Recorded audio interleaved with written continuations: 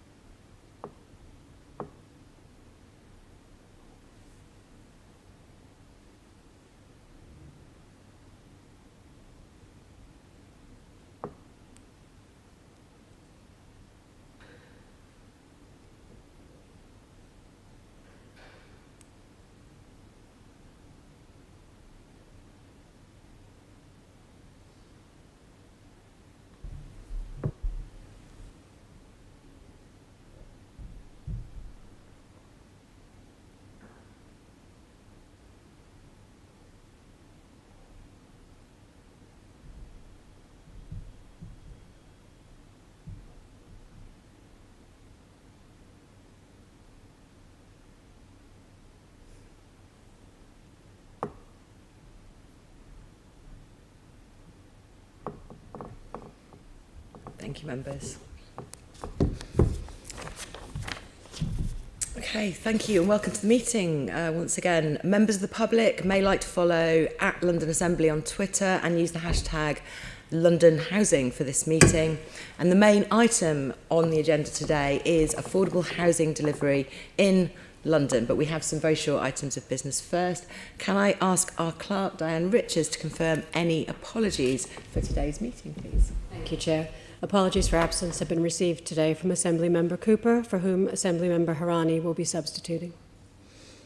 Thank you. And item 2 on the agenda is declarations of interest. Can we note the list of offices held by Assembly members and ask members if they have any disclosable pecuniary interests in any specific items listed on today's agenda? No, thank you very much. Item 3 is the minutes of the previous meeting. Can we confirm the minutes of the meeting held on the 20th of July 2021? Thank you very much. Item 4 is the summary list of actions. Can we note the completed and outstanding actions arising from previous meetings of the committee and the additional correspondence sent and received? Noted. Thank you. Item 5 is action taken under delegated authority. Can we note the action taken by me as chair of the committee under delegated authority in consultation with party group lead members to agree the letters on retrofitting London's housing stock to the Mayor and the Secretary of State for levelling up housing and communities? Noted. Thank you very much. So that brings us to today's main item for discussion, which is affordable housing delivery in London. We've now published our annual report, the Affordable Housing Monitor. This includes some recommendations already, largely around transparency and data collection. We'll discuss the issues in this meeting, and following the meeting we will consider the evidence and perhaps agree via delegated authority and consultation with the group leads some additional recommendations around process and delivery as well, but we'll wait to see what we hear first. So can I welcome our guests and thank them for joining us today. We have here Tom Copley, who is the Deputy Mayor for Housing and Residential Development. Thank you for coming, Tom. Alongside him we have Kate Webb, who is the Head of Housing Strategy at the Greater London Authority. Thanks for coming. Then from the wider housing sector, we have Richard Hill, who is the Vice Chair of the G15 and the Chief Executive of One Housing. We have Darren Levy, thank you for coming, Director of Housing at the London Borough of Newham, and also Lucy Grove, who is the Head of External Affairs at the National Housing Federation. Thank you all for coming and answering our questions today. So to start with, we'll refer directly to our Affordable Housing Monitor main finding, which is a question to Tom Copley about the fact that you were able to exceed the delivery target for starts under the Affordable Homes Programme in 2020 to 21. This was lower than the previous year, but then you overshot it by some couple of thousand, I think, homes. And this is despite the impacts of the pandemic. So can you run us through what the year has been like for delivery under that affordable programme and why so much did come through towards the latter end of the year? Well, first of all, nice to see you all. Good to be here, although you all seem very far away. I wish I brought my glasses with me in this socially distanced setting. So yes, as you know, the pandemic actually sort of almost coincided with the beginning of the new financial year, and many of our partners either slowed down or ceased work on building sites, certainly for a period of time. Obviously, the government had issued guidance on this. Activity gradually began to increase as new ways of working on building sites were developed. But obviously, the slowdown had an impact on our ability to deliver. And if you look at the figures for each quarter last year, you'll see it was in Q4, which is actually quite normal anyway, that we had a really big uplift. And as you say, Chair, were able to exceed the 10,300 target by around 3,000 starts. So, the year having began, so dreadfully, I don't think any of us at the beginning of that year would have anticipated that we would have got to that level by the end of the year. So I think it's a big achievement. And it also showed as well, I think, some of the creativity in terms of new ways of working on construction sites that were developed by our partners during that time. So, the end of the year, we were in a completely different place from the beginning, and we are trying to build on that success. Okay, thank you very much. In terms of further insight into that, was the speed up towards the end of the year primarily intermediate homes delivered by housing associations, or was it councils? Was there any particular factor that led to more increase towards the end of the year and the bounce back being quicker in different sectors? We'll definitely ask the other members of the panel that question too. I couldn't say what the sort of balance was between LAR, social and intermediate, although I'm sure the figures are available, broken down. I don't think. I mean, Kate might know. Was there a particular bias towards intermediate or LAR towards the end of the year? There definitely wasn't a strong enough bias for us to be aware of it at the sort of officer level. So if those nuances were there, they were very nuanced, and it wasn't something that partners were reporting back to us. I mean, I think what we were aware of, and again, this is sort of in the category of surprising ways the year developed, is you didn't see that nervousness around intermediate products for home ownership coming through and deterring partners, which I think at the beginning of the year, looking at the economic situation, I think people were maybe expecting to see more anxiety around that, but we didn't see that coming through. And as I say, we weren't seeing very pronounced trends emerging in terms of tenure or RPs versus councils. Yes, and then actually, of course, the Housing Delivery Recovery Task Force and the report that we produced did actually call for additional funding to flip intermediate housing over to social because of those concerns at that time, that because of the wider impact of the housing market, that products like shared ownership wouldn't sell. But I think, yes, as Kate said, in the end, that was not the case, and intermediate products like shared ownership was still selling. Okay, and in the middle of the year, you must have been very, very nervous about whether or not you would meet your target.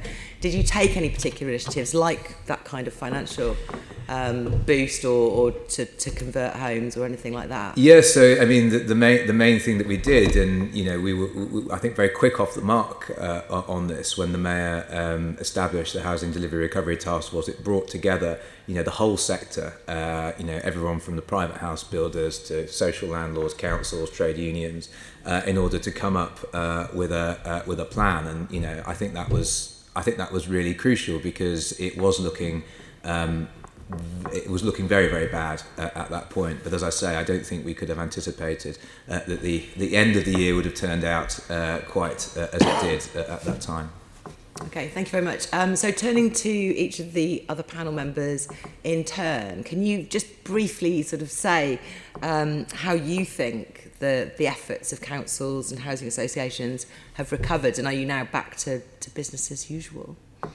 Sorry, starting with you, Richard Hill. Sure. So for the G15 in 2021, we started 6,625 homes in London, of which 5,978, that's about 90%, were affordable. And I agree absolutely with Tom's characterisation of the year, really. It felt like doing 5 delivery years in one, because the situation changed quite so much between April and the end of the year.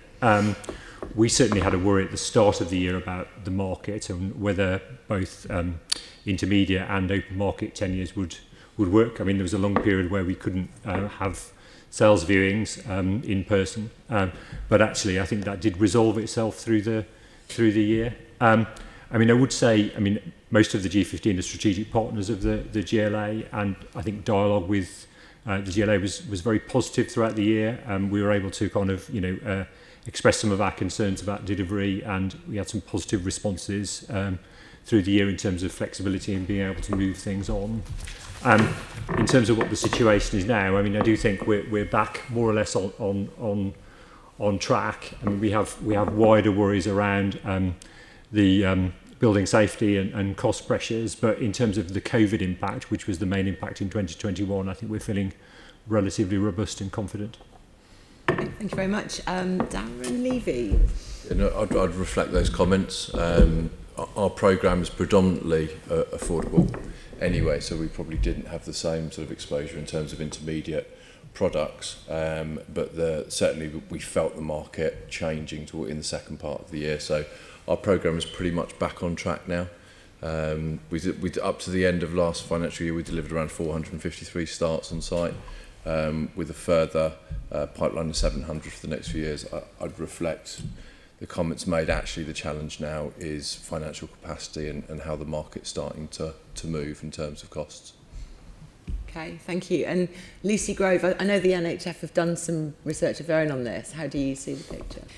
So we collect supply data quarterly, so and it reflects everything we've already heard, really, that what you really see across the quarters is a massive drop-off for the first 3 quarters of 2021, and then a really quick increase in terms of starts and completions. So it's across, and that actual trend is across all of the different tenures, and we'll be able to share with the committee a kind of breakdown of our supply data and how it works across the various tenures and what that looks like. But yeah, I think everything that's already been said is the same that we've been hearing from our members, that there were difficulties through the pandemic, through the beginnings of the pandemic, but now we're seeing that once housing associations had got their head around how to work in that environment, how to deliver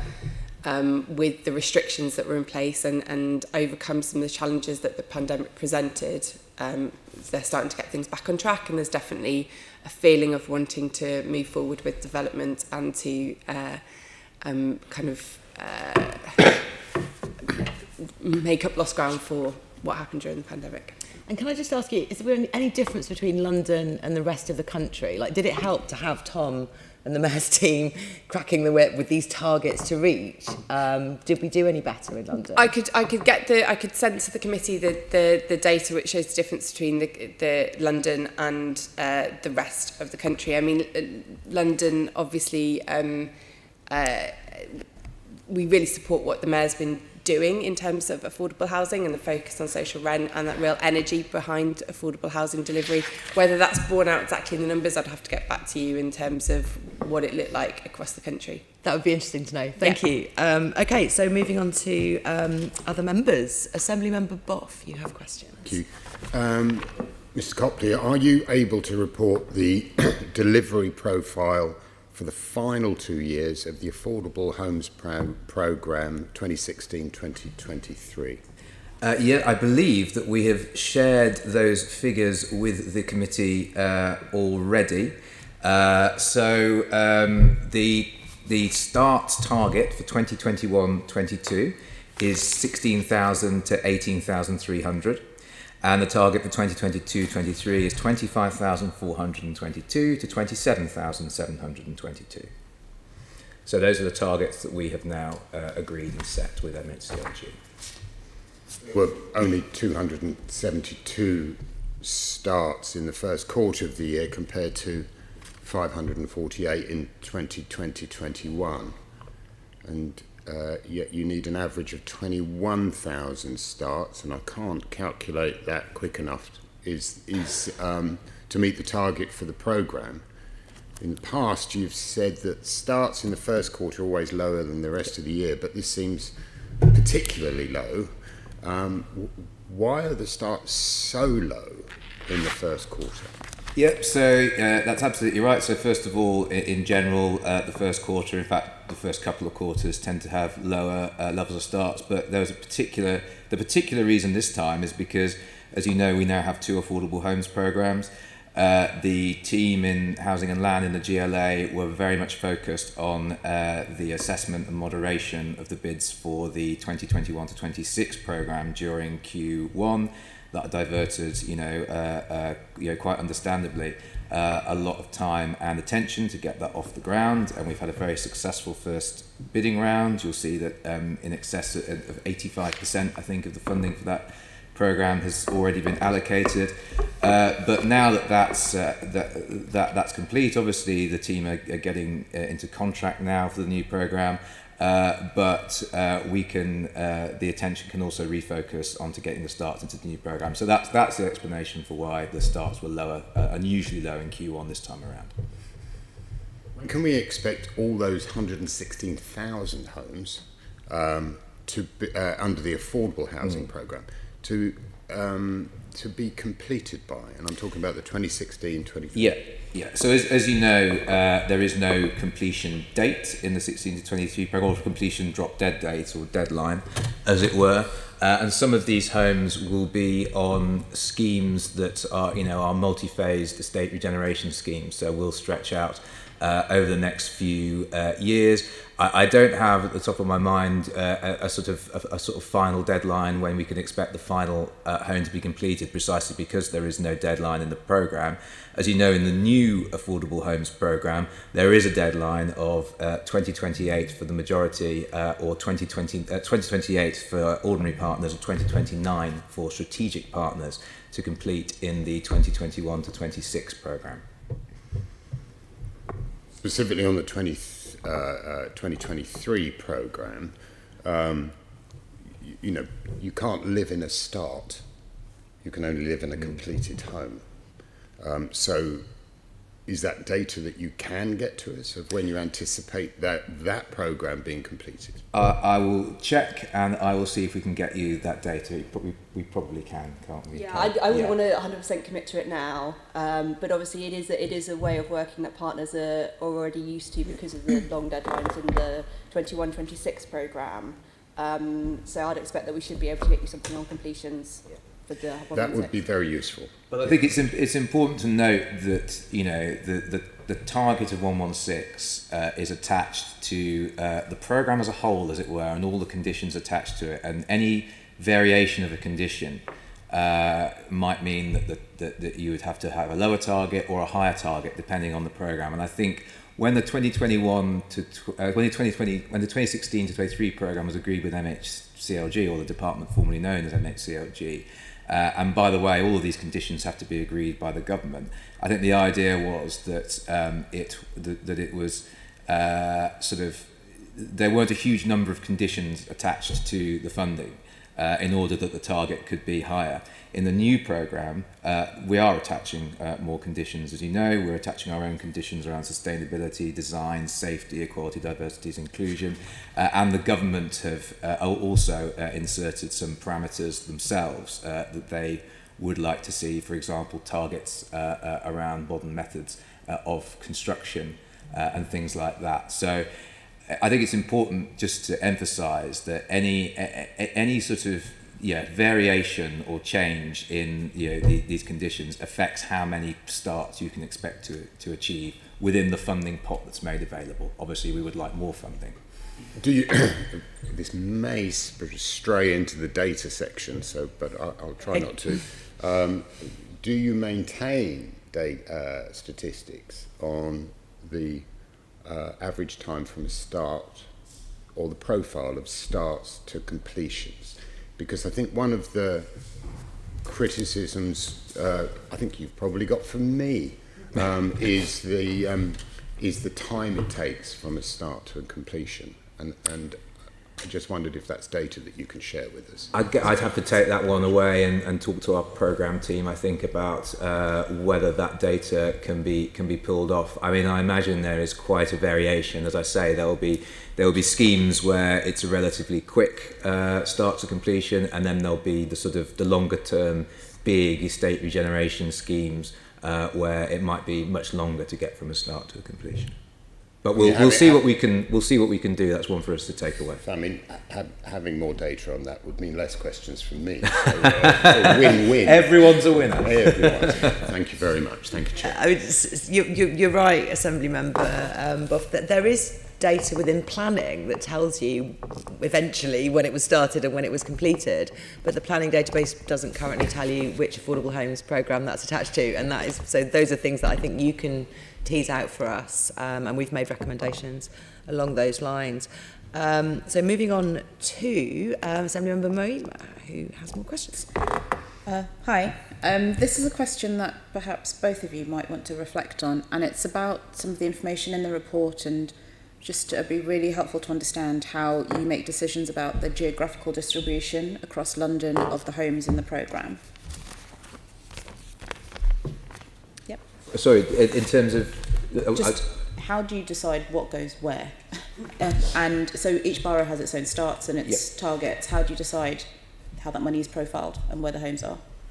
So most of this really will be sort of demand-led by our partners. So obviously we're really pleased that the majority of boroughs in London now have their own development programme. Some quite large, others a lot smaller, but the vast majority of boroughs now have a development programme, including in the new programme one borough that actually had abolished its HRA and stock transferred its entire council stock to a housing association, now re-establishing itself as a developer and a landlord, which is, I think, really good news. And then, of course, our housing association partners, they have a varied geographical reach. Some of them operate across the majority of the city, others operate within certain boroughs. So, you've got Network, for example, around sort of Brent and northwest London. L&Q much more sort of globally across most of the city. So really it's demand led for where our providers are, and obviously that interfaces with local planning policies as well. How receptive the borough in question is to development. Are they a borough that welcomes development, where it's relatively easy to get planning consent? Are they a borough that is more averse to development? So all of these factors play into where these homes get developed. If I could add as well, Tom mentioned the negotiations that we undergo with the ministry when agreeing the programme at the outset. And one of the things we worked very hard to do this time around was to ensure that we weren't building anything into the way we assess bids, the way we score partners, that would have skewed us towards or away from particular geographical areas. So there were some suggestions put to us by central government that would have, for instance, prioritised areas with lower land values or higher land values, and what we've done in designing the programme is ensuring that we're not artificially prioritising or disadvantaging some aspects of London when partners come forward for bidding. And I suspect we'll get into this when we talk about some of the committee's questions around bedroom size and overcrowding. But what we really are trying to do is ensure that it is the planning system that is planning for London, and the Affordable Homes Programme can come in and enable development when it meets the identified need locally. So we're very much trying to avoid picking winners through the bidding process. Just out of interest, so there is a table in the in our information of the boroughs that did apply and were successful in the second programme. Are there any reasons why people would not have been successful, or why homes are being built in some places rather than others? I think, well, I mean, when bids are assessed, obviously one of the criteria is, does our team think that they are realistic? Does our team think that the partner is going to actually be able to deliver those? So that will be based in part on their track record.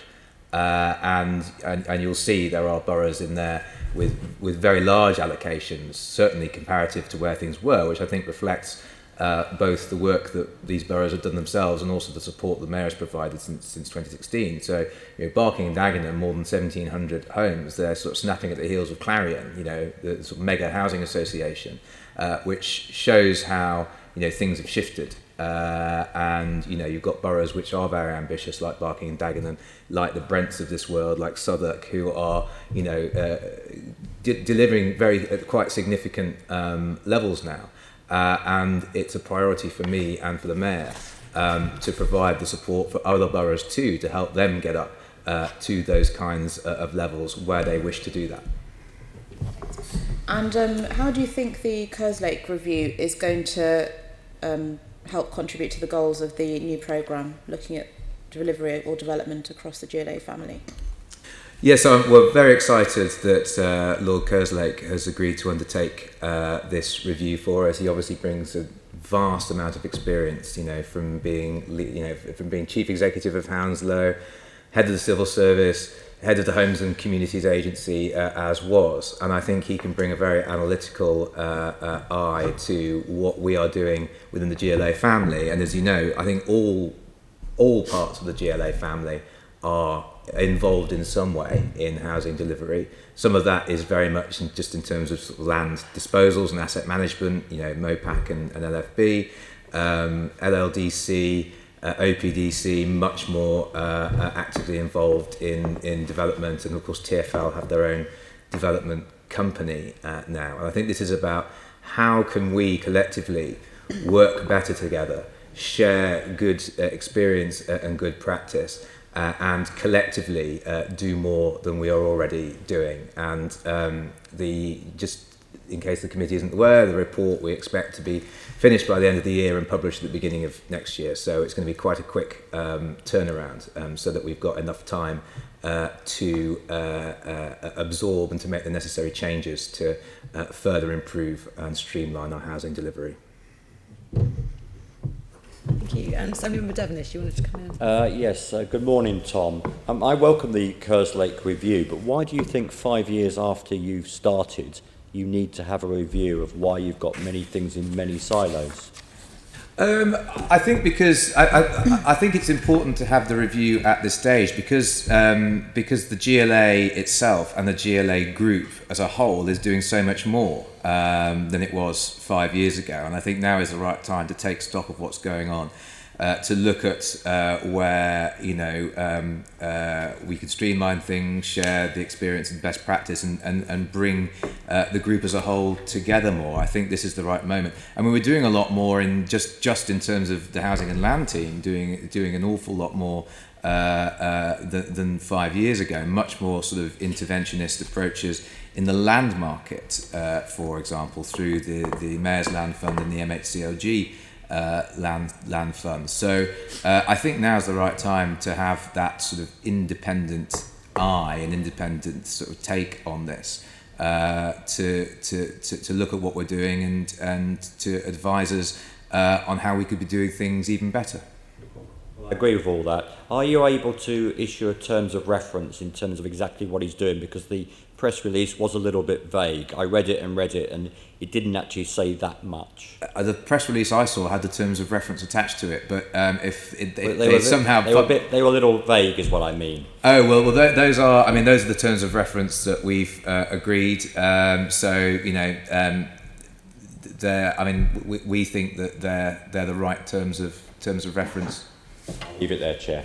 Okay, thank you very much, Assemblyman Devenish. So we're moving on now to talk about your new Affordable Homes Programme and the new grants that you're putting forward. And leading on that is Assemblymember Harani. Thank you. Thank you all the guests today. So the next set of questions are to Tom, and feel free to chip in, Kate, when you need to. So what benefits does the Affordable Homes Programme 2021 to 2026 offer to Londoners compared with the previous programme? Sure. Well, firstly, it's going to deliver 35,000 new affordable homes, of which the majority will be for social rent, and there will be actual social rent homes. The government has sort of come full circle from where it was a few years ago, and where it originally, of course, wouldn't allow social rent homes to be funded, which is why London Affordable Rent was created. Now to saying that all the low-cost rented homes funded through the new programme have to be social rent, which of course we welcome. It's the most affordable tenure, and it's the tenure that is most in need in London. It's also going to deliver benefits in terms of design, quality, sustainability, safety, and equality, diversity, and inclusion. This is going to be, and this sets our programme apart from Homes England's programme nationally. It's going to set the standard nationally in terms of all of these things. So we're very proud of that. We've worked very closely, Kate and team have worked very closely with our partners in order to design this, and I think these new standards actually have been broadly welcomed by housing associations and councils. And obviously these are all agendas that we really need to drive forward, particularly around sustainability and safety and design. So we're sort of I'm very excited about what the new programme will offer. Obviously we would like to be able to do more, but we have to operate within the funding envelope that the government provides us with.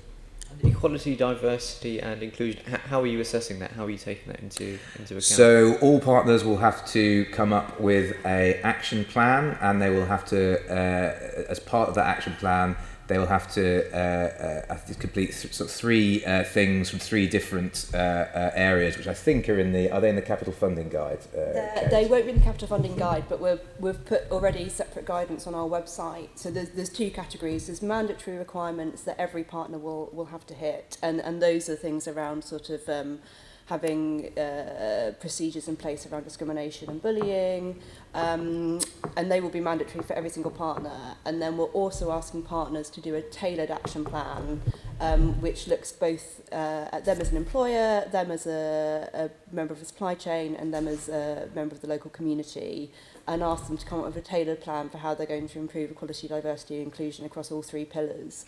As I say, the guidance for partners is on our website, but we're happy to share it directly with the committee if you'd like to see it. I think that'd be helpful to take forward.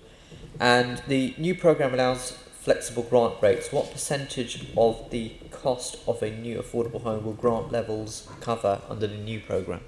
It will vary. It's all done on a scheme by scheme basis, and in the interest of preserving our ability to achieve value for money, we don't sort of give a sort of commentary on the rates that we will be providing, because it will then during our continuous market engagement process, it would make it more difficult for us to achieve value for money. And you mentioned the 35,000 home target. How confident are you that it will be delivered by 2029? And under the current climate, do you feel it will be a challenging target to meet? I'm very confident that we can hit that target. I think if you look at the numbers that have been achieved in the 1623 programme in 2019-20, more than 17,000 homes. The new target over 5 years is 35,000. So if you were to average that out, it's not going to come close to the 17,000 figure. We would like more funding. As I say, if the government were to give us more funding, we would deliver more homes. And I think the evidence for that is in the first round of bids. The fact that 85% of the funding has already been allocated. Our partners were not shy about bidding for this funding, and I think if the government were to give us a few more billion, we could spend that as well. You've already talked about the definition of affordable housing and the different types of housing as well. During the last mayoral term, the current mayor said that he had ditched the dodgy definition of affordable, and would create genuinely affordable homes through London Affordable Rent. But why have affordable rent homes continued to be started during the current term? So this would be where homes are considered to be affordable based on the value of the rents in the area that they are, if you see what I mean. But we've seen a continued rise in affordable in LAR and homes let out at social rent levels. I think I think in the last financial year, the plurality, not the majority, but the plurality were LAR and social rent, so the lowest cost rent. In the 2021 to 26 affordable homes programme, will any affordable rent or London affordable rent be delivered through the plan coming forward? Through the programme? No, it'll all be. It would be the only tenures that will be delivered will be social rent, and on the intermediate side, LLR and shared ownership. Okay. That's all my questions. Okay, thank you very much. Just to clarify a couple of things about the new programme versus the old programme. In terms of gaining net homes, that's obviously something we'll come back to later on. You're maintaining the ballot requirement for where there's demolition within those funding conditions. And am I right in thinking that you will now only give grant to new rather than replacement homes, or is that a scheme by scheme level negotiation? We're very limited in what we can do on replacement homes because we are capped on acquisitions in the new programme. So the government have capped acquisitions, I think 10% of the programme. So the reality is there'll be very little available to buy homes for demolition on the state regeneration schemes. Right, so but if you already own the home, say it's your social housing, and you want to claim grant for knocking it down and replacing it with one more, you can't claim grant for that.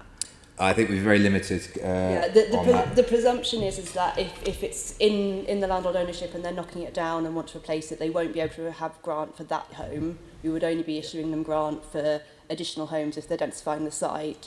The only exception will be if the landlord can prove that the home is obsolete. And I think at that point it's no longer really functioning as a home. So at that point we do count it as additional because it, in the meaningful sense of the term, it's replacing a home which is no longer fit for purpose. It would be really useful to see your definition of obsolete, and because obviously there is a perception that homes are run down deliberately, and therefore if that is a way of getting grant, that would be incentivise that kind of behaviour, and then we're left with homes out of use for several years but it'd be good to see how you're defining that. It is very much on the landlord to identify when a home is obsolete. But I would say from the first bidding round, we haven't seen evidence of that sort of behaviour of landlords skewing towards obsolete. If anything, we've been rather surprised by the low numbers that have come through. Okay, that's really good news. And for the 2016 to 23 programme, do you have any data to show us of how many grants were given for homes that were simply replacements for demolitions, so we can see the improvement between the two schemes when we... Again, as with a lot of these data questions, I will have to go away and talk to our team about the data. I mean, on acquisitions, though, I'm just trying to find the numbers in my briefing here. But according to figures reported by the government, total acquisitions in the last 2 years, in 2018-19 and 2019-20, comprised just 2% of all the affordable housing starts in London. Would really only reflect things like shared owners. Which is lower actually than under the previous mayor. It was in 2015-16, it was 7%. So total acquisitions are actually lower now than they were then. Okay, and like you said before, that's buying homes. So yes, like and that will not just and it's important to stress that acquisitions are also, they're not just buying homes to knock them down. Acquisitions are also buying homes to turn them into affordable homes for people to live in. So it's important to emphasise that point. Okay, great. Well, any like for example the right to buy back scheme and the scheme for Afghan refugees. Yes, no, I'm in favour of that. For certain. It'd be really useful to get that data if you can manage it, because we'd like to track the improvement with the new conditions. Absolutely. Well, we'll add it to the list of things to talk to our team about and see if we can furnish you with that information. Okay, so passing over to Assembly Member Devonish to ask some questions to our other guests now, I think. Thank you. But just one last question, if I could, Chair, to the Deputy Mayor. You've rather spun the issue that you've gone from 116,000 affordable in the first plan to 35 in the second as a success. Take me through that. Isn't that a failure? I think the lower figure is reflective of a number of things. It's reflective of the fact that the cost of developing affordable homes has gone up. We've actually got a lower total settlement this time around. We had the total of 4.9 billion for 116. We've now got 4 billion for 35,000. And again, just to stress, build costs are going up. We've also got more conditions attached to the program, and as I was explaining earlier, every time you attach an additional condition that makes delivery more challenging, it's obviously going to lower the total number of homes that you can commit to deliver. Solution to that, of course, is for the government to give us more money. I agree with that, but also solution is for you to actually do a better job in talking to the government. Can I just stress as well? Mayor. I mean, this 35,000 figure. I mean, again, this is not something that we do in isolation. This is agreed by MHCL, the department formerly known as MHCLG, as a realistic and deliverable target. They wouldn't have agreed to a figure that they thought was undeliverable. And there are many factors that, in terms of development, as you know, that are well beyond the mayor's control. We also have to ask what do our partners say they can deliver within that funding envelope. So I think Kate, did you want to go? I was going to make a very similar point. We obviously agree the 35,000 with government, and it is that balance between what they think is deliverable, but also them pushing us. So if they thought we were being too soft on ourselves and our partners in settling on 35%, they would not have allowed us to do that. Disappointing anyway, but I'll move on. To Darren, Richard and Lucy, please. How has the new Affordable Homes Programme been received by the sector, please? Darren? Welcomed. The more affordable homes we can deliver, the better. There's, we don't need to discuss the need within London. I get, from our perspective, the only limiting factor was our capacity. So I think, as Tom said, the more money that was released and the higher the grant rates, from our perspective, would create more capacity for us. I think the return to social rents welcomed, but again it creates that sort of piece around capacity and future income, etc. That as a local authority we support social rent, but it does limit capacity in terms of our own delivery. So for us a focus now will be looking at how we can enable partners to maximise delivery within the borough as well. Thank you. Just in terms of G15, I agree with that. We welcome the new programme.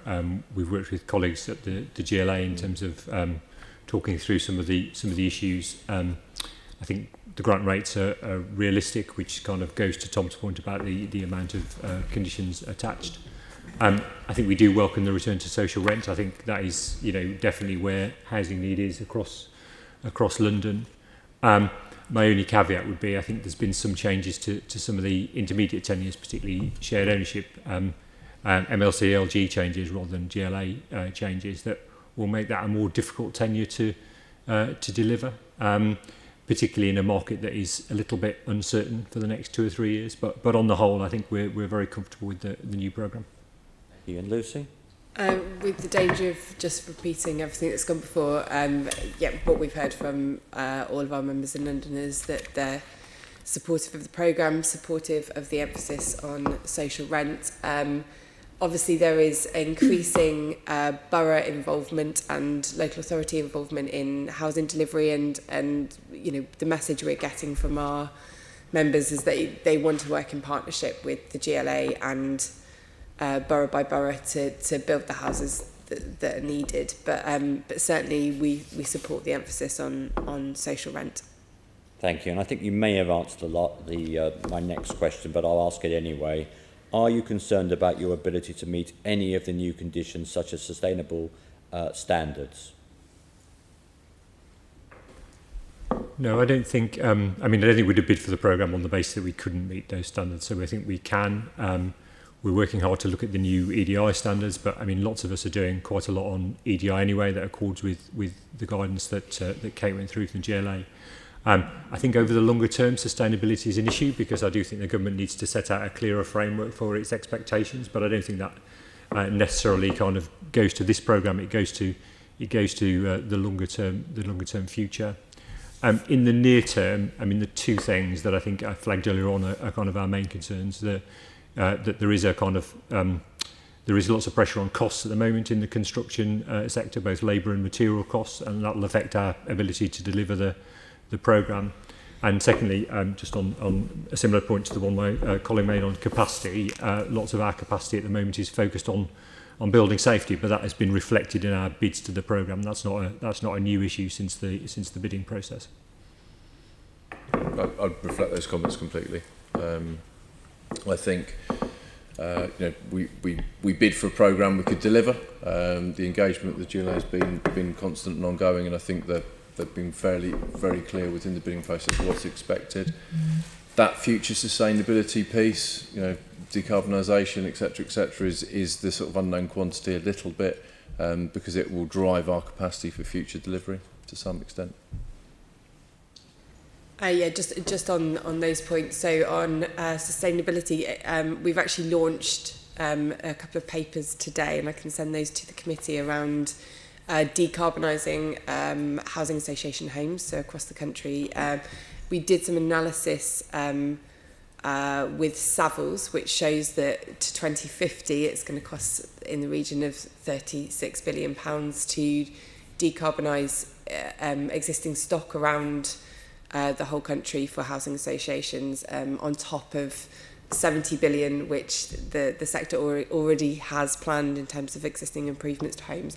And it goes back to that point that obviously that doesn't necessarily impact upon this programme, but sustainability is front and centre of the sector's mind at the moment, and there is a huge level of ambition in terms of reaching zero carbon homes, but that isn't without its challenges, and it is certainly a tension that exists.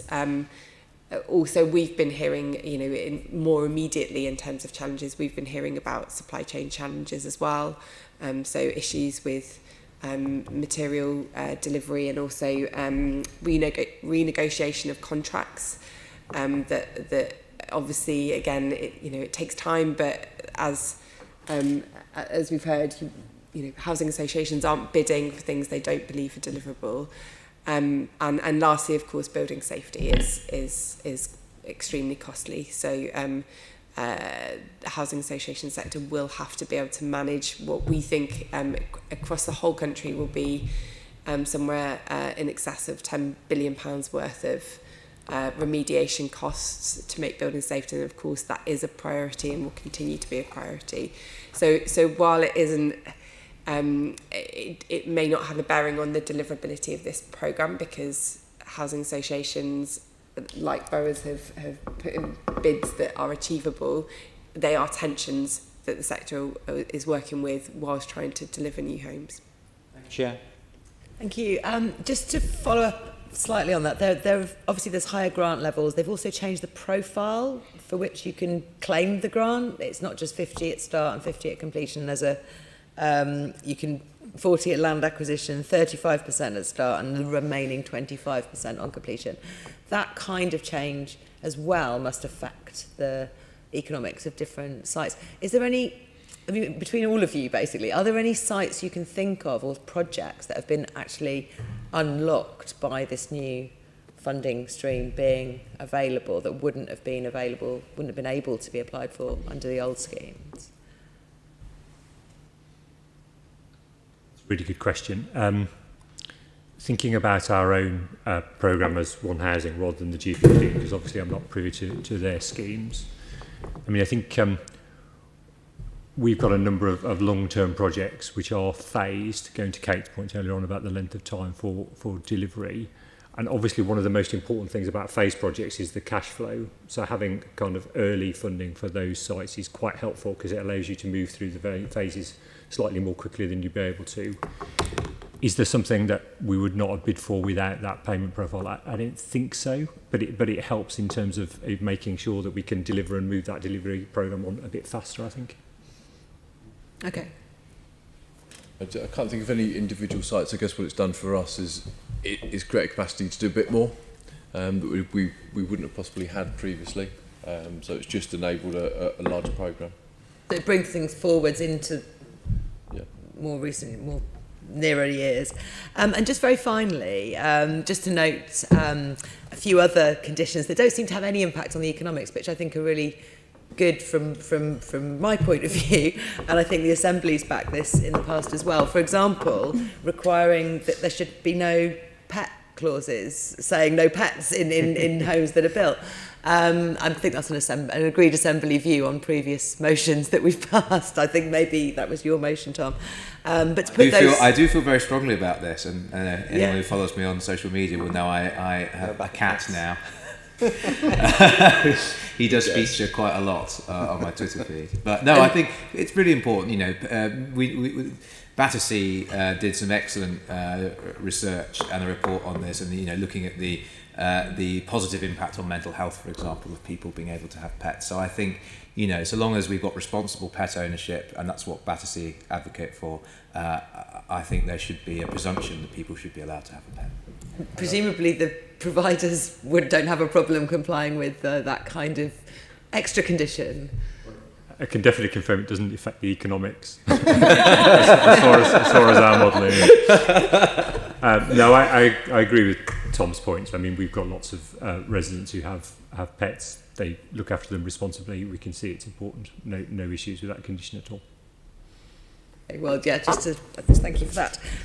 Right, moving on. I think I should say we should draw a line. Years ago, we had a resident in Hillingdon who was on like the 20th story, and they decided to keep a horse in there. So there are limits. Well, our legal advisors did ask if we wanted to break down and specify which pets were in and out of scope, but we've decided to trust Londoners. So.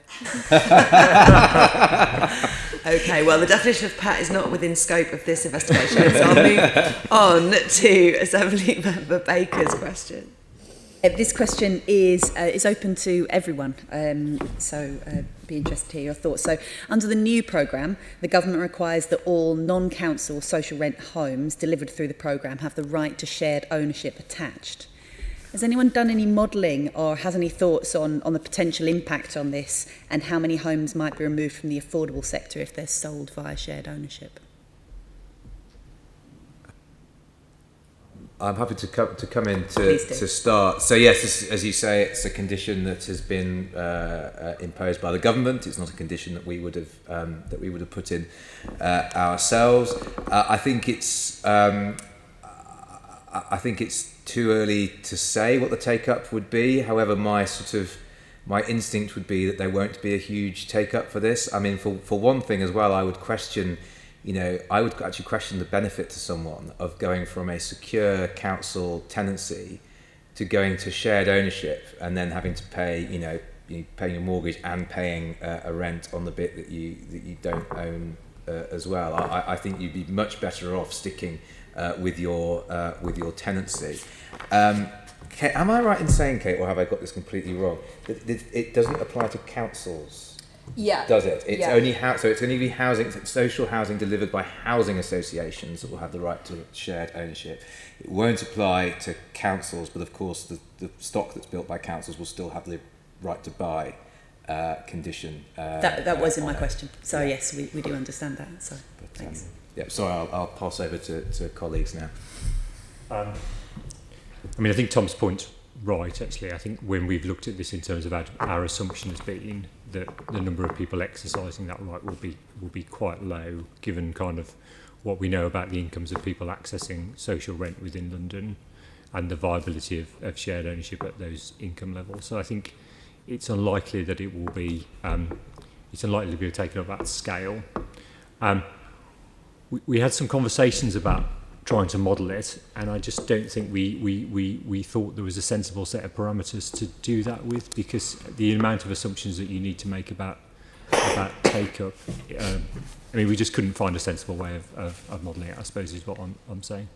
I should say maybe that when we were talking about this to some of our local authority partners in terms of scheme going through planning, I think it has been a concern for them, because clearly one of their priorities, as ours, is to maximise the volume of affordable housing, and seeing that possibility of change is something that's not been terribly welcome either to us or to them. But in the context of the overall programme, it's not the condition that we're most kind of it's not the condition that I think works best for us, but we'll live with it in the context of we expect it will be something that will be fairly marginal in terms of the programme as a whole. Yeah, nothing really to add on top of that. That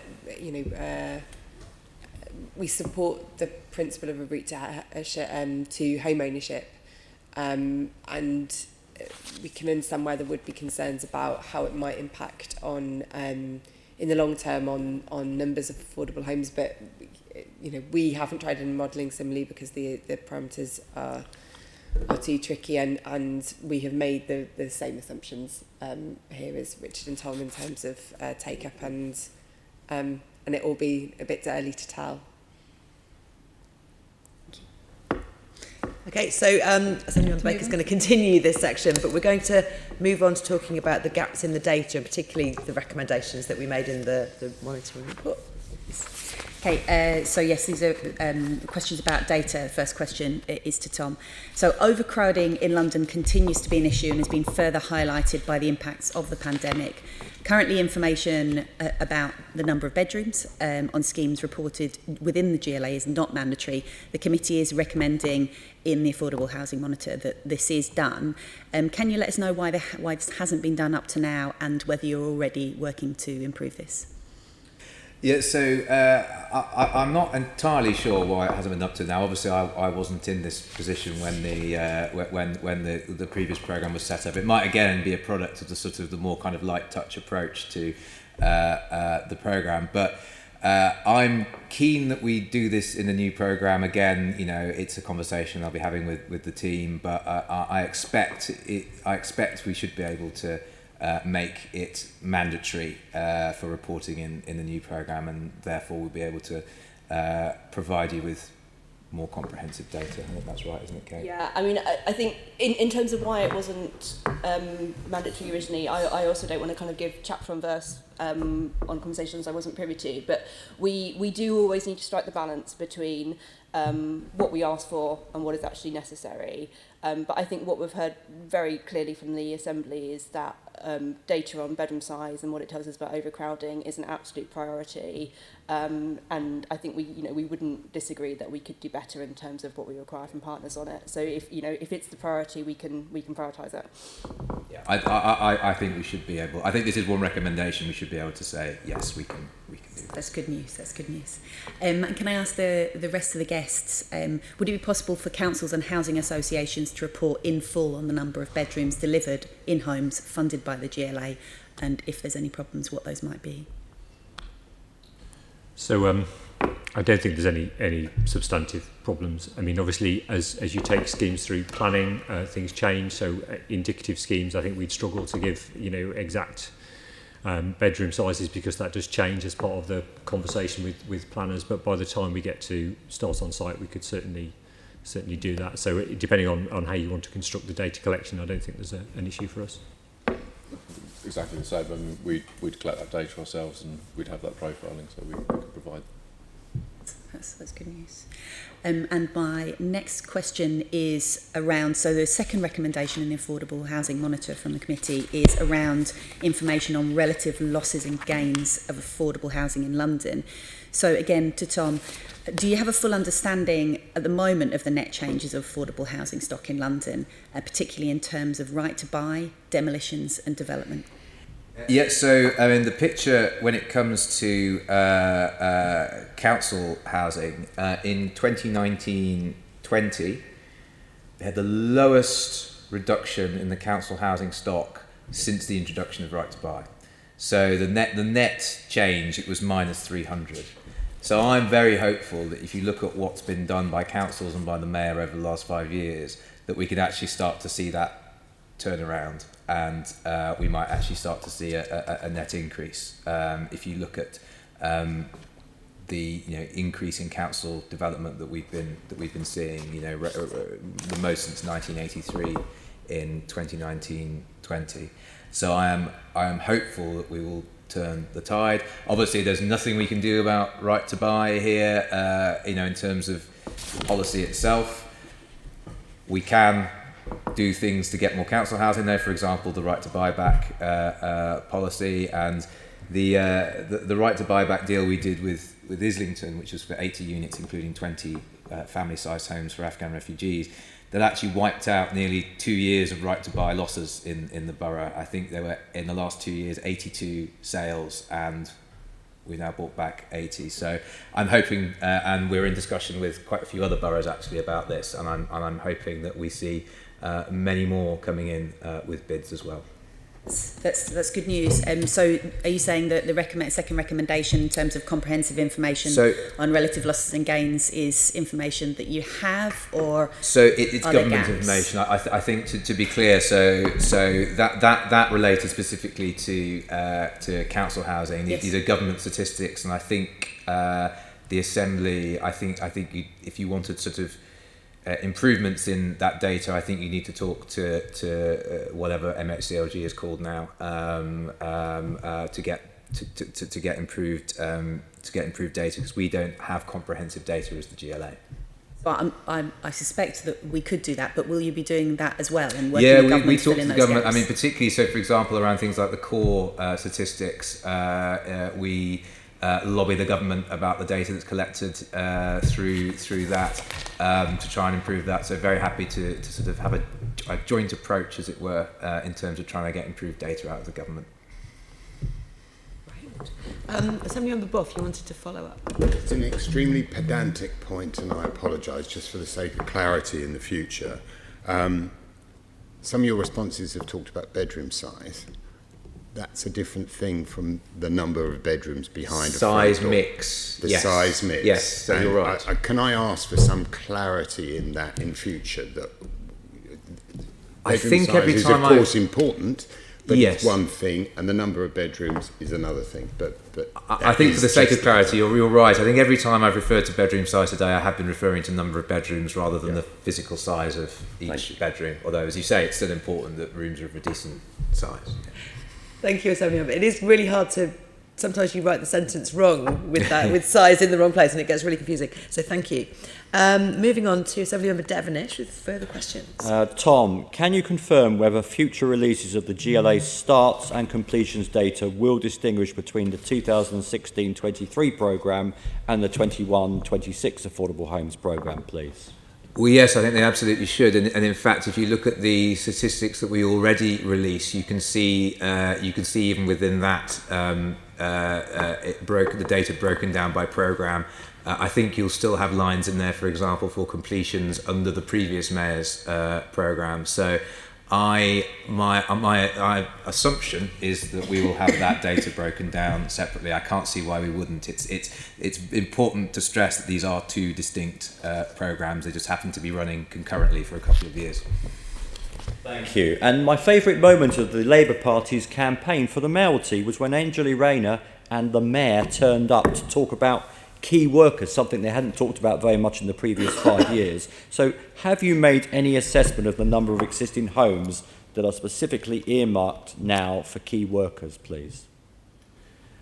I'm not sure. Kate, do we have data on key worker housing? I think, not to channel kind of Andrew's pedant point, but I think it's important for us to distinguish between exclusively earmarked versus prioritised. So you will be aware that we are shortly launching both a list of key worker occupations as well as new planning guidance, which is encouraging partners to prioritise key workers. And that will be the specific homes. That has been on very specific development. So St Anne's is the big one kind of in train at the moment, where we identified that it was appropriate to earmark ring-fence specific homes on that site for key workers. But generally what we're doing is focus on encouraging both local authority landlords and RPs to prioritise key workers when they are marketing and allocating new homes and resales. Thank you. Would you be able to write to me, A, with your definition of key workers, and is there any way that the quantum of key worker housing can be measured to ensure that they are being prioritised when it comes to affordable housing across London? I think, again, it's Kate's point about distinguishing between key worker housing and housing that's prioritised for key workers is important. We can certainly write to you with a definition once we've published it. I don't think we've published it yet, have we? It will be published in the next month or so, but we will definitely share it with you kind of at or just ahead of publication. I'd also add as well that this is another area where we're talking to DLUHC, if that may be correct, about the core requirements, because what we would like is for the department to be setting this as an expectation for all affordable homes, that information is collected, because obviously there's always a danger that if we rely too much on doing it through our own programmes, we're only capturing that snapshot of homes that the GLA has directly funded, large as it is, and not necessarily capturing what's happening around kind of Section 106 homes and that kind of thing. So we're really looking for government to support us here to make sure that we and you are getting this level of detail. Thank you. I'm sure Deputy Mayor and I can agree that we all want to level up in London as well as across the country. I'll leave it there, Absolutely. Chair. And just in respect of data, I would give the opportunity for our guests to comment as well. I know, Lucy, you do research and produce reports on behalf of the NHF. Are you also struggling to get good data out of government, and would you back our calls for better collection? And are you able to help fill any of the data gaps because of your close connection with, for example, the housing associations, where it's harder for us to tell what's in London? This is the thing, you see, some housing associations have homes that are around the country, some of which are in London. How do we get the data that relates to London? That's our issue always. I think our supply data is probably some of our strongest data. We do a regular supply survey, and the response we get to that is really robust. And I think, in previous years, we've felt probably more confident of that data than perhaps the data kept centrally, although I think that's kind of moved now, but that's all broken down by region. So that's certainly something that, we do have the specific data for London, and by tenure for both affordable and non-affordable housing delivered, non-affordable market housing delivered by housing associations. In terms of data around some of the other things that you're describing, like the social housing, any loss in social housing and other data like that really isn't probably something we collect, and probably wouldn't have the capacity to collect. But there's certainly data that we are able to get. Some of these data around building safety is another area that we are able to collect a fair amount, and again often able to break it down by region as well. I think we support stronger data collection. Better policy is made when you have the data to know what's going on and how it's working on quite a granular and local basis. So certainly any improvements to data that's collected and available, we support. Excellent. I mean, the supply data is easier to get hold of, yes. And obviously right to buy doesn't apply, and that's one of the largest drivers of losses in social housing, in council housing. But it's the other things like sell-offs and demolitions, which just do make a difference that we need to know about. Certainly. And if there's better data collection, both centrally and by GLA, that's fantastic. It isn't something we collect and don't necessarily have an intention to collect currently, because of the capacity within our own research team largely, but it's certainly something that we would support. Excellent. And would Darren and Richard like to offer any comment on data? And I mean, maybe the burden of providing it as well might be something you might comment on. I mean, it's certainly, the more correlation and the more insight we've got, is welcome, and the clearer and sort of greater visibility we've got of what's happening within the Borough of London across the different housing streams, I think is very welcome. We're very open to that discussion with the GLA and other organisations to correlate that. Just to add to Lucy's point, I mean, we do share with the Fed a lot of supply data, so I think that's definitely something that we're happy to carry on doing and happy for it to be shared. So housing associations, because we're regulated, we do an annual statistical return to our regulator, the regulator for social housing. That has to include an awful lot of things, including any disposals outside of sector, any of the things that I think you were asking about in terms of net additions or net net losses are included in that return, and the RSH I think do a reconciliation back to previous year's returns to show what's happened in the sector. Now, whether they break that down on a London basis, I'm afraid I don't know. I think I'd be happy to look at that and send you a note, but there is quite a lot of data there around what housing associations do in terms of disposals. I should say, in previous times, those disposals had to be approved by the regulator. They don't now, but we do have to return the data. That's useful, and maybe we'll follow that up with the regulator themselves. Okay, that would be probably more helpful than me doing anything. Yeah. I think this is one of the things where it was a few years ago the ONS stuck housing association debt onto the government's balance sheet, and I think as part of trying to get rid of that debt from the balance sheet, they cut a load of regulation. Was that part of that? I think that's right, because we used to have to get approval for some of those disposals. We don't now, but we do have an obligation to report still. So in terms of the data question, I'm pretty sure that would be the way to go. We'll investigate further. That's really helpful. Thank you. Okay, moving on to some more questions about the delivery challenges we have. We have Assembly Member Devenish. I think we've partly answered this, Chair, but I'll ask it anyway. The Mayor was able to exceed the delivery targets, as we've discussed, for 2021, despite the challenges. How serious do you think these challenges will be this year and in future years? So moving on to crystal ball gazing, and to what extent will they impact the house building sector in the long term? I know that there was a report by Savills today talking about house building won't recover in London until 2026, and that's to all of you. Do you want to start, Tom? Yeah, thank you, Assembly Member Devenish. We're getting into some really choppy waters, particularly in relation to build costs, so both labour costs and materials costs. So I was talking to one of our borough partners last week, and they said they're seeing inflation of around 10% on some of their building work, which is obviously very significant, and could have a serious impact on scheme viability. We've seen reports as well in the press of some builders merchants rationing the supplies that they are making available to builders. So yes, it's a very difficult situation. I think driven partly by demand issues and partly by supply issues. But I'm sure that colleagues on the panel who are doing development will have a bit more insight than I do.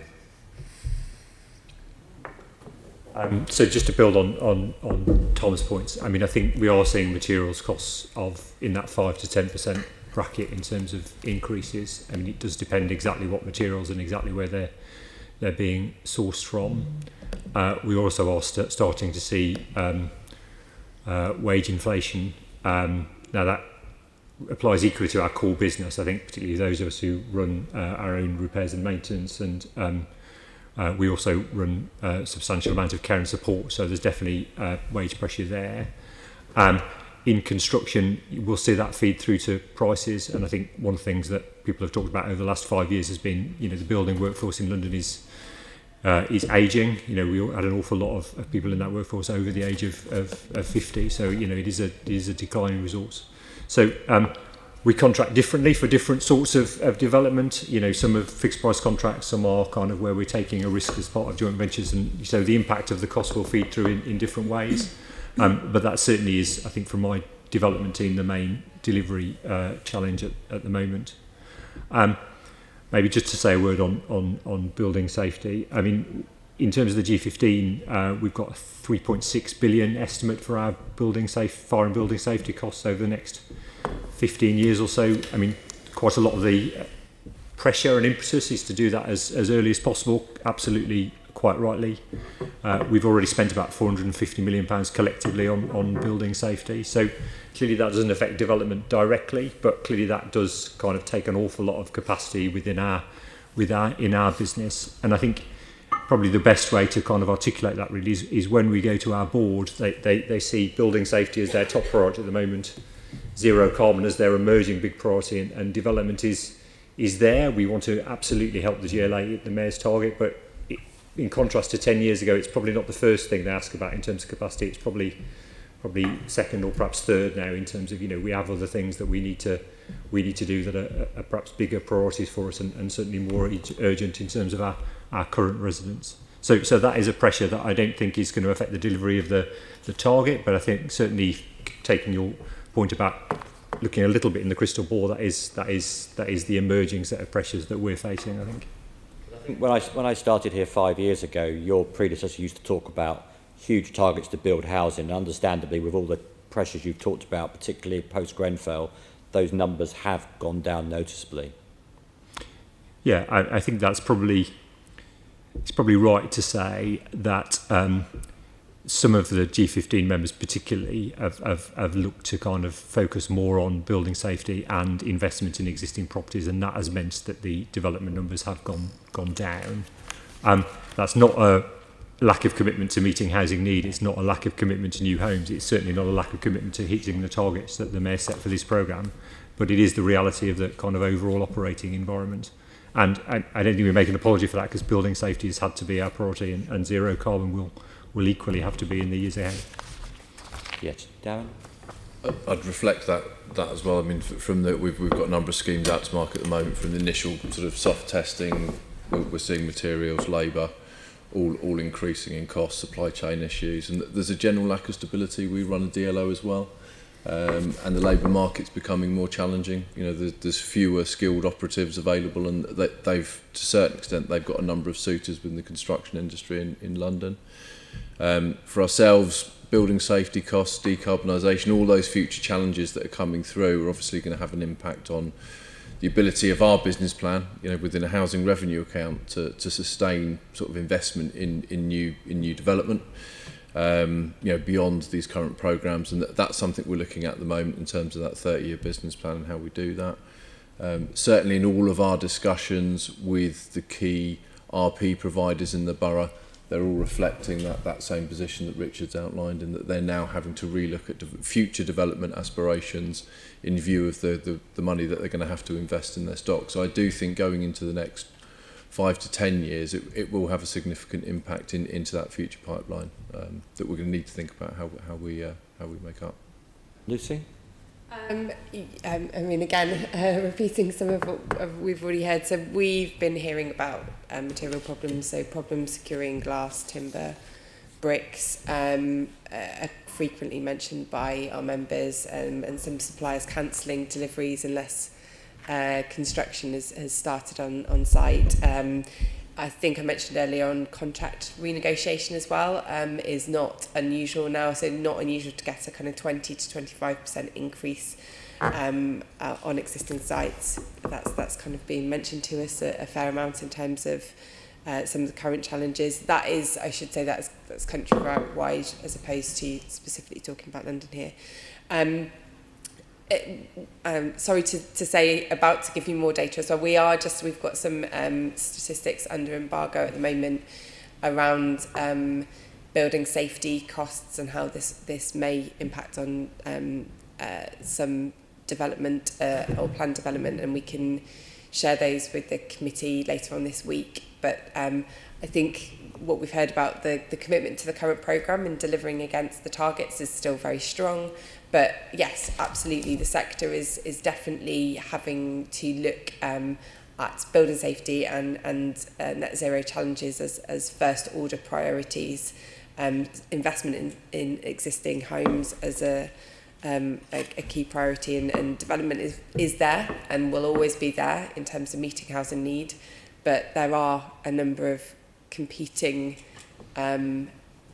priorities that the sector is managing and will continue to manage in the long term. These aren't things that are going to resolve in any short-term time frame. Thank you. And my final questions to Tom. Since the July 2020 final report on the COVID-19 Housing Delivery Task Force, what progress, please, has been made on the recommendations made by that report? And could you write to us with a full answer, please? Yes, Assembly Member Devilish, I'm happy to write to you with a full answer. Unfortunately, the government didn't take up the key recommendation, which was around a funding package, which was unfortunate. But yes, I am very happy to write to you with a more detailed answer. Thank you. Chair. Thank you. Assembly Member Marima, you were going to come in on this point. Do you want to carry on? Yeah, I have I know they talked about cladding a little bit already. But. Yes, so Assembly Member Devenish has touched on cladding, but I just wonder, perhaps as a question to the guests, but maybe Tom and Kate, you might have a view. So the cladding crisis has been absolutely appalling for you as landlords, but also for those tenants and leaseholders in those properties. And I guess the essay question is, how is it the case that we are in a position where we have to pick between new homes and existing homes, kind of thinking about we still have a housing crisis to deal with? Surely it would have been the case, irrespective of whether or not the Grenfell happened and we had to look back at the way in which homes were built, that there would have been plans to continue to build homes but also manage existing homes. I think I'm not quite understanding that as I'm sat here. I'm beginning to understand that less as I'm sat here. Does that make sense? Yeah, no, I think, well, I mean, the issue, the key issue here is from our sort of housing association and partner perspective. Of course, they are for their social tenants excluded from the building safety fund. So although they can claim funding to remediate the costs that would have been borne by leaseholders only in buildings over 18 metres in height, of course, and the Mayor has been very clear that there should not be a height threshold here. It should be regardless of height, that leaseholders shouldn't have to pay. But housing associations are having to fund the portion that would apply to their social rented homes from their own budget, and that inevitably means they've got less funding to put into new development. So the Mayor's position has been that, you know, the housing association should be able to access this funding for social tenants, precisely because, as you say, Assembly Member Moema, we have a housing crisis that extends beyond just the building safety crisis, and we still need to be building homes for the people we're all aware of, homeless families, people in temporary accommodation, people in overcrowded accommodation, as well as ensuring that the existing stock of housing is safe. I'll just build on that if that's okay. I mean, just to go to your point about the effect on leaseholders, I mean, that is... Can I just really quickly interrupt? Sure. From just my starting point, obviously that's where there's been the loudest voices about the financial impact, but my concern is this is something that started in the social sector and we need to see it as such, so it's just across the piece. So it's not particularly about the leaseholder issue, but it's more just the overall costs of, are we looking after existing tenants or are we building homes for future tenants, I suppose, moving it a little bit away from the leaseholder cohort of people affected by the crisis. Yeah, no, I understand the question. I was just going to start by saying, in terms of leaseholders, just in terms of numbers, across the G15 there are about 1,950 people who can't transact mortgages because of the EWS1, and that just gives you an idea of the scale, I think. But obviously that understates the problem because lots of people realising that's going to be an issue are not even going through that process. But just in terms of your bigger question, I talked about some of the numbers, and that is exactly as Tom's saying, really. We can only access the Building Safety Fund for leaseholders over 80 metres, and that's, I think, been quite a slow process. One of the things we've been pushing government to say we need some more certainty on Business Safety Fund funding so we can get on and do some of those works. That would be helpful for us. It would be absolutely helpful for those residents. Government announced on buildings between 11 and 18 metres it would have a loan scheme, but the details of that loan scheme haven't been announced, and our understanding is that that would be quite a long development process to get to that. Again, I don't think that's terribly helpful either for us or for residents of those buildings. And then certainly Tom's right that we have to then do the remediation of our buildings for where we have social tenants, and one of the calls we're making for government as part of the spending review is to consider whether that's a logical approach. I mean, our feeling is definitely that the reason why those buildings are clad and that cladding is now seen to be unsafe is failure in building regulation and construction in the 90s, for which neither us nor our residents are particularly responsible. The other thing that government could do is it could remove VAT on building safety costs, and that would substantially reduce the cost to us. And any of those things would automatically, I think, give us more resources either for zero carbon or for new development and new homes to meet housing need. It is essentially a capacity trade-off between the more we spend on building safety, the less we have for new homes. As the G15, what's, maybe just fingering the air stuff, but what's the opportunity cost, the money that you spent so far on remediation? What else could you have done with that as a group? We've estimated that if we didn't have to spend that 3.6 million on building safety costs, which is what we spent today and what we expect to spend, that's the equivalent to being able to develop another 72,000 affordable homes. So obviously that makes some assumptions about new delivery and those sorts of things, but you can see how substantial that is in terms of the numbers that we've been talking around in terms of the GLA programme. So it's a really substantial trade-off in terms of the more we have to spend on building safety, the less we can do in terms of affordable homes. Have you had any thoughts or anything to add to that? As a borough, our challenges are, I think, slightly different. Our stock's a little bit aged, so the towers that did have ACM, we've removed those already, and we're now moving onto sort of lower levels of cladding.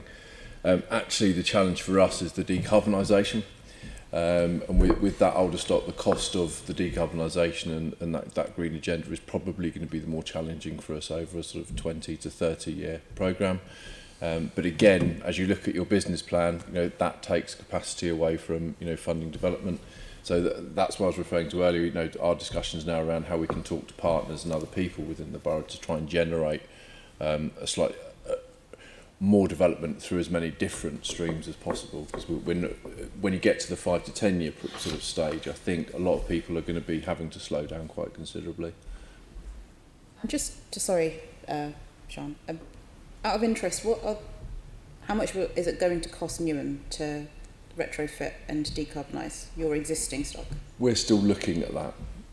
So we've got a full 100% stock condition survey being renewed at the moment with a view to redeveloping our sort of 30-year business plan and our asset strategy. So I wouldn't like to throw numbers into Okay. it, but it is considerable. It's going to be considerable.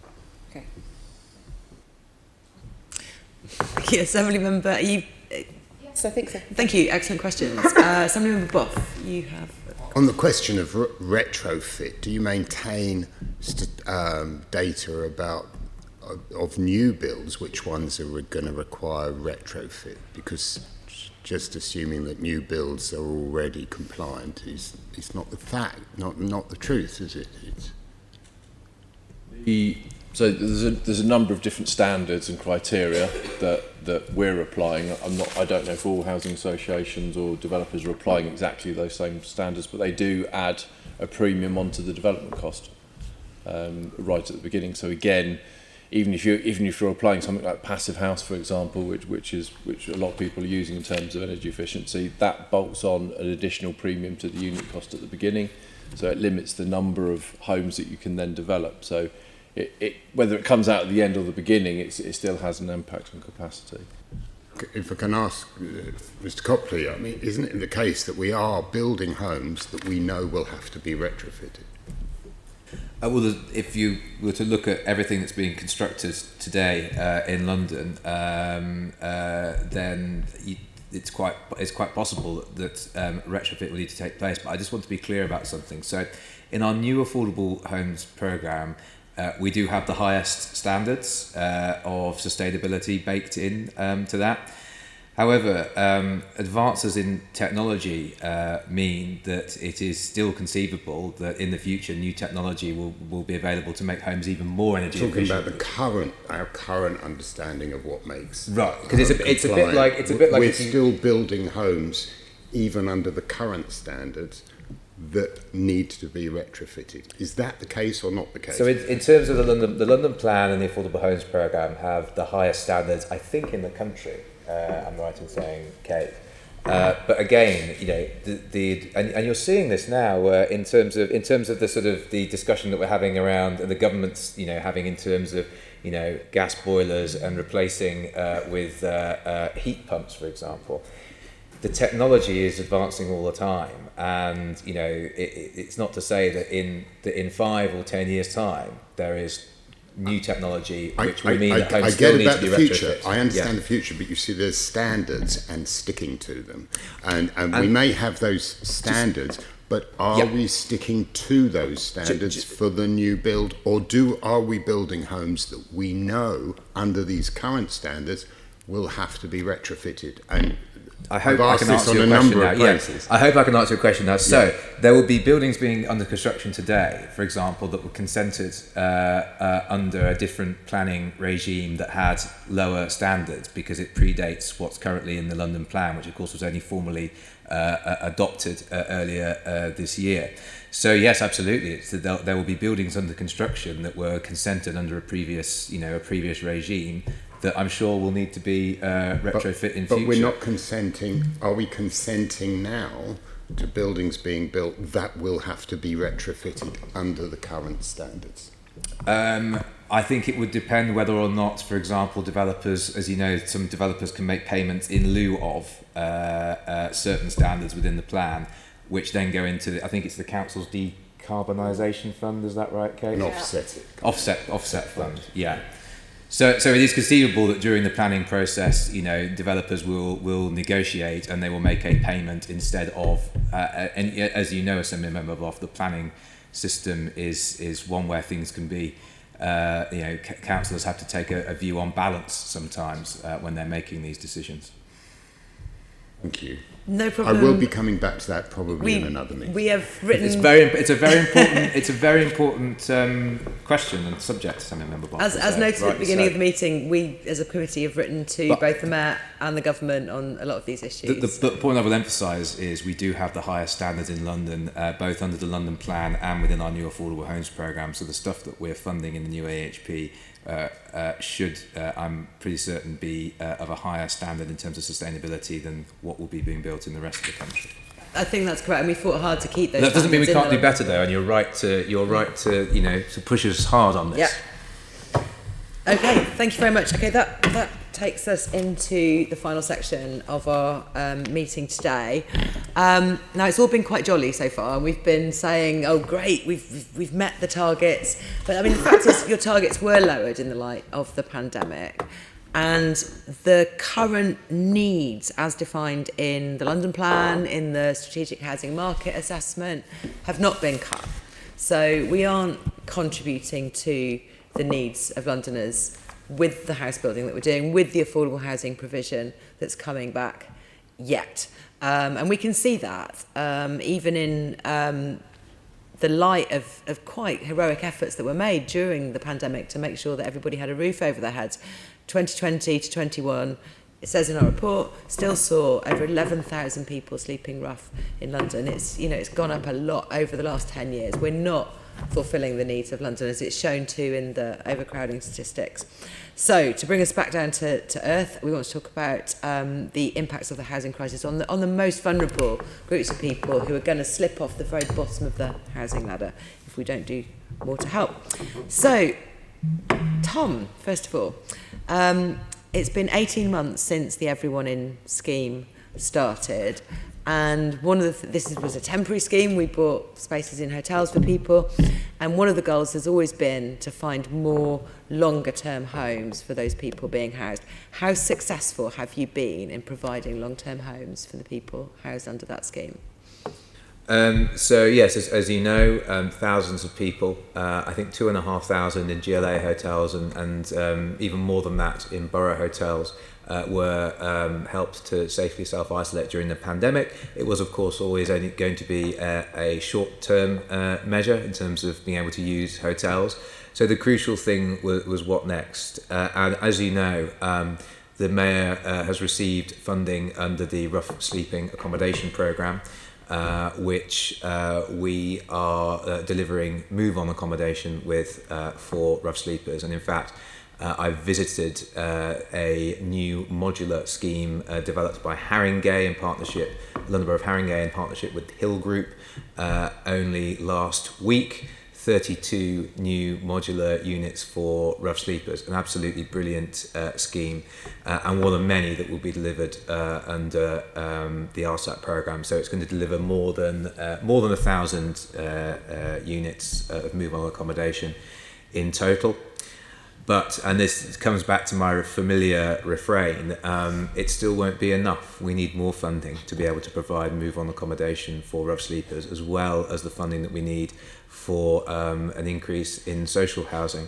I would add as well that I'm quite pessimistic of the situation and how the situation is going to be developed, particularly with the cut in the reversal of the universal credit £20 a week uplift. I think that can only push homelessness one way, both in terms of people ending up in temporary accommodation and people ending up on the streets as well. So I'm afraid I'm a little downbeat, despite the great work I think that's being done under the Rsap program, despite the incredible work that was done by GLA, boroughs, housing sector partners, charitable partners during the pandemic. I'm a bit downbeat about the way things are going to go with the issues around universal credit, furlough coming to an end, just building on top of over a decade of austerity that has seen welfare and the safety net being cut back. Thank you very much. Yeah, and I should have said at the beginning there, another thing people do to cope with the ongoing lack of supply for the affordable homes we need is they hang on in there in accommodation they can only just afford. And these kinds of, we will be looking at that as a committee in our next investigation, the extent to which people are slipping into more vulnerable positions on the housing ladder. And rents are going up, as we know, although we had that temporary dip during the pandemic where suddenly if you wanted to move at the right time you could get a bargain very briefly. We're now seeing big significant inflation in terms of private rent, so that is also going to contribute to the growing problems. So you've said to us that you've got funding for 1,000 units. So actually, it's going to be more like 1,500 units in total. So I probably slightly above that. So this is the Rsap program, the rough sleeping accommodation program. But you said at the beginning that there were 2,500 people housed under everyone in, so that's already another 1,000 people. We're down to but bearing in mind that those people have all but I think we've got slightly under 500 rough sleepers now remaining in GLA hotels under the in for good principle. No one was asked to leave without a suitable offer, without an offer of further help and support. The around 500, between 400 and 500 that are left. The latest figures I had, 87% of those people are non-UK nationals, and therefore, and this is why they remain in the hotels, because we're still trying to come up with a longer-term solution. It's not to say that they are not that they are not eligible for benefits. We're still trying to establish the eligibility of quite a large cohort of them. One of the problems we've got is the Home Office are very, very slow at processing these applications, and it's something that we have lobbied. I've lobbied the Homelessness Minister Eddie Hughes about to see if we can try and speed some of this up. Okay, that's really interesting to know. So please keep us informed about that progress too. I just wanted to move on to Darren, particularly for a council perspective on this, because councils have responsibilities towards people who are homeless as well. Has the Everyone In programme made a difference to how councils are able to deal with this issue when people approach them for help? I think certainly in terms of rough sleepers over COVID there was a massive impact. So Newham has accommodated around 620 rough sleepers over that period. In September 2018 there were about 105 rough sleepers noted in the borough. At November 2020 that was down to 6. So there's been sort of procurement of specialist accommodation services using funds such as Rsap. We've got external funding, so developing a new rough sleeping assessment centre. And I think it's safe to say the work with partners over that period of time has increased and been very productive. I guess the challenge now is sustaining it. It's not like the source of rough sleeping is going to stop, and it's how we sustain those ongoing support services into the future if some of the funding streams, are no longer provided from government, I guess is going to be the challenge for us. We've got a new 5-year homelessness and rough sleeping strategy, which we're taking to Cabinet in December, which is predominantly based around partnership working, because you're not going to solve it as a housing department. It's a cross-council sort of holistic approach that's going to tackle it, and all those pathways from different routes. I think probably back to the point that was made, the economic sort of picture that we're facing feels like quite a challenging one with the end of furlough. We're seeing significant increases in the number of people claiming universal credit, as well as seeing the caps being placed on universal credit. The lifting of the eviction ban for us has seen the number of presentations increasing. Interestingly, over COVID, the number of homelessness presentations didn't really go down. It was just the reasons for presentation. So things like family breakdown became more prevalent during that course. So we've seen the number of presentations increase. Also with the Domestic Abuse Act, where there's an automatic eligibility, we're seeing people present through that route as well, which obviously we welcome the Act. So those challenges for us as a borough, I think are going to be increasing as we go forward. So it's looking at as many different routes of supply as we can create within the boroughs is really going to be that answer, as well as supporting people while they're in temporary accommodation or in need. Okay, thank you very much. I mean, the picture isn't getting any easier in terms of demand, it seems, and like we can see the figures in the Affordable Housing Monitor we've done. The need per year is set at 43,000 new homes, and we've managed to provide 13,000. 53,000, I think. Oh, are you talking just affordable? Sorry. Just affordable, Okay, sorry. Yeah. And this is from the 66,000 new homes needed overall in the estimate that was used for the London plan. I mean, we are miles off every single year. So can I just ask you, Tom, what is the biggest thing that could change to get supply matching this need that just grows and grows while people just hang on in there waiting? Money. It's at the end of the day, there is the capacity of the sector is constrained by the finance that is on offer, and I know you'll be aware of the research that the GLA and the G15 did a few years ago now, so it probably does need refreshing, but which came up with the figure of we need £4.9 billion a year every year for the next 10 years, and that's based on the evidence and the assessment of need that was carried out under the Strategic Housing Market Assessment.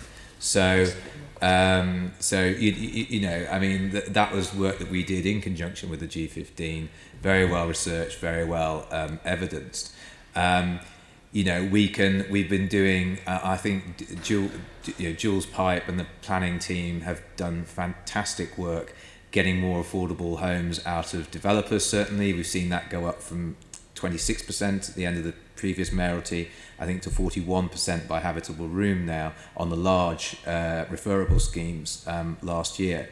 But the reality is, we can and will keep squeezing as much as we can through the planning system, but it's not going to get us to where we need to be in the absence of the level of funding that we need from the government, and that's the reality. And particularly, given the challenges that we've already discussed, housing associations having less and less of their own funds that they can put in to development because they've had to divert those into building safety.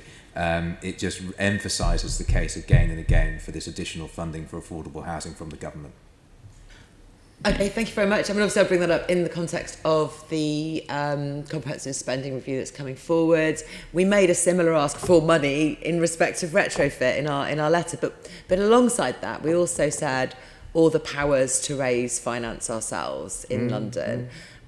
Presumably you're also asking government for that kind of change so that we have more powers to not just ask government for more grant, but to raise money ourselves in a more holistic sort of sustainable way. I am, as you're probably aware, I'm in principle, I'm a devolutionist, as it were. So I don't think I'd ever say no to more powers for London, particularly in relation to housing. We're looking, by the way, ourselves at what we can do, and the Mayor has a manifesto commitment to raise more funding. The Mayor has a manifesto commitment around expanding the land fund. and we're doing some work on attracting in, institutional investment, private finance into that in order to give us a bit more muscle in terms of what we can do in the land market, but we're still constrained by the limits placed on the GLA's powers, which comparative to other sort of cities around the world are sort of quite limited.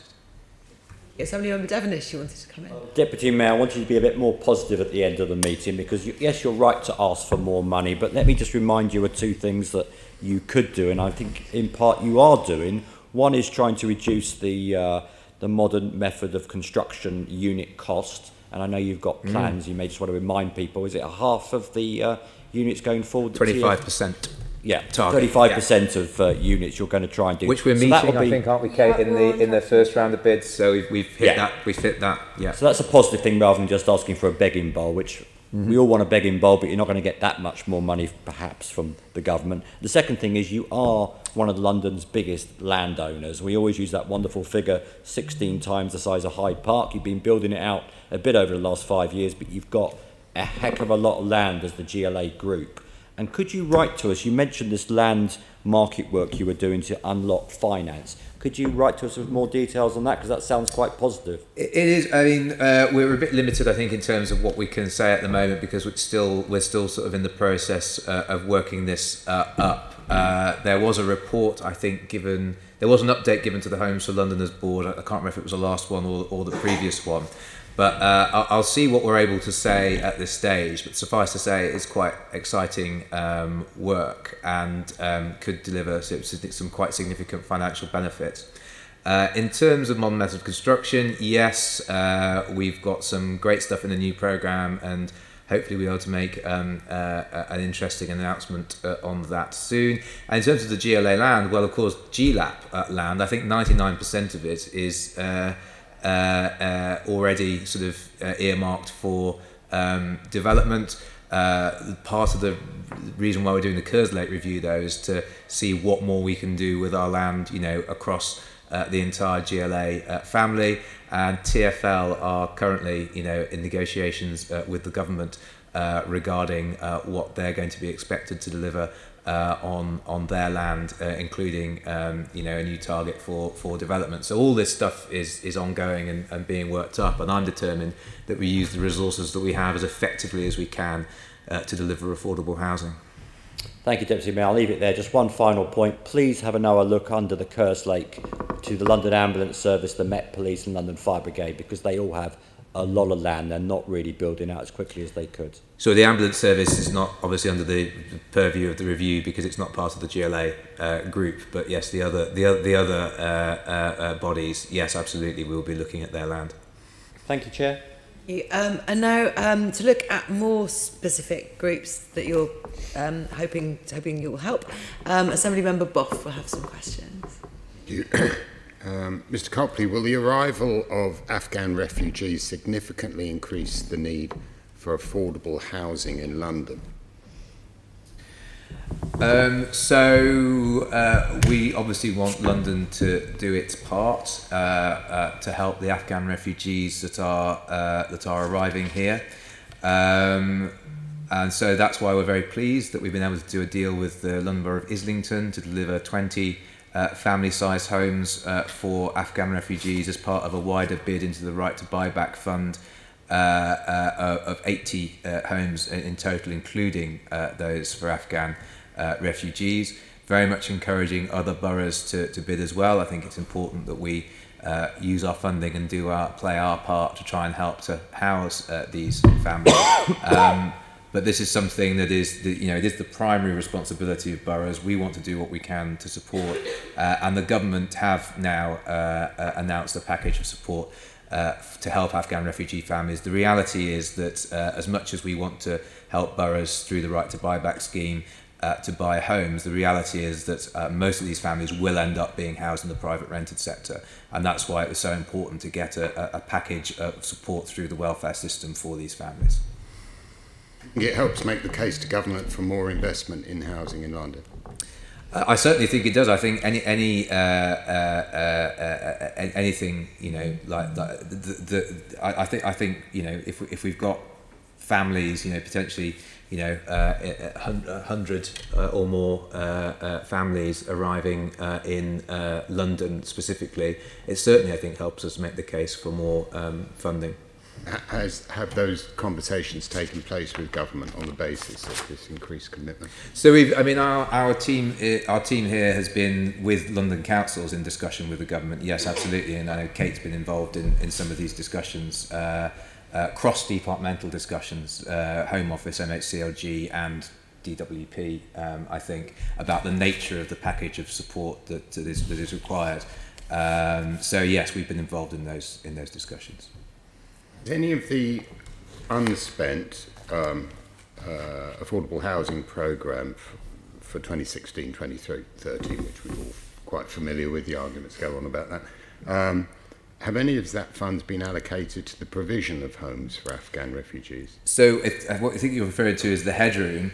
It's precisely having the headroom that allows us to do this in the first place. So it's having that sort of flex in the programme in terms of the finance that enables us to do creative things and to respond quickly to crises like this. Yes, I suppose you could say it's come out of the headroom, because these are homes that were not already in the programme, which have now been brought into the programme by Islington. So that's, you're using that for the specific issue. So the headroom will be used. It can be used for this, and as I think we said previously, schemes move in and out of the programme. It's our intention to over-programme above the 116 target in order to mitigate against any slippages.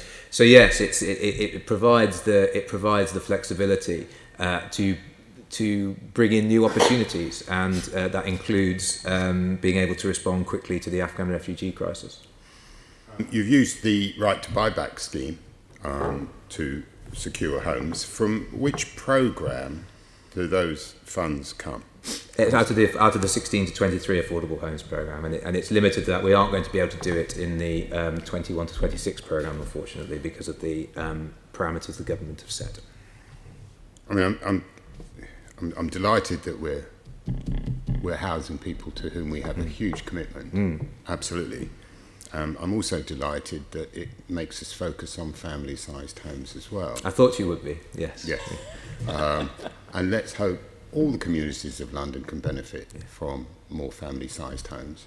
Was that a central direction by yourself that more family-sized homes should be provided, or was that just down to the boroughs? It was in relation to the Afghan refugee crisis. Yes, it was a direction that came from the mayor, because to respond to the fact that Afghan refugees' families tend to be quite large, so that meant that we needed to look at negotiated grant rates to reflect the higher cost of being able to buying back family-sized homes.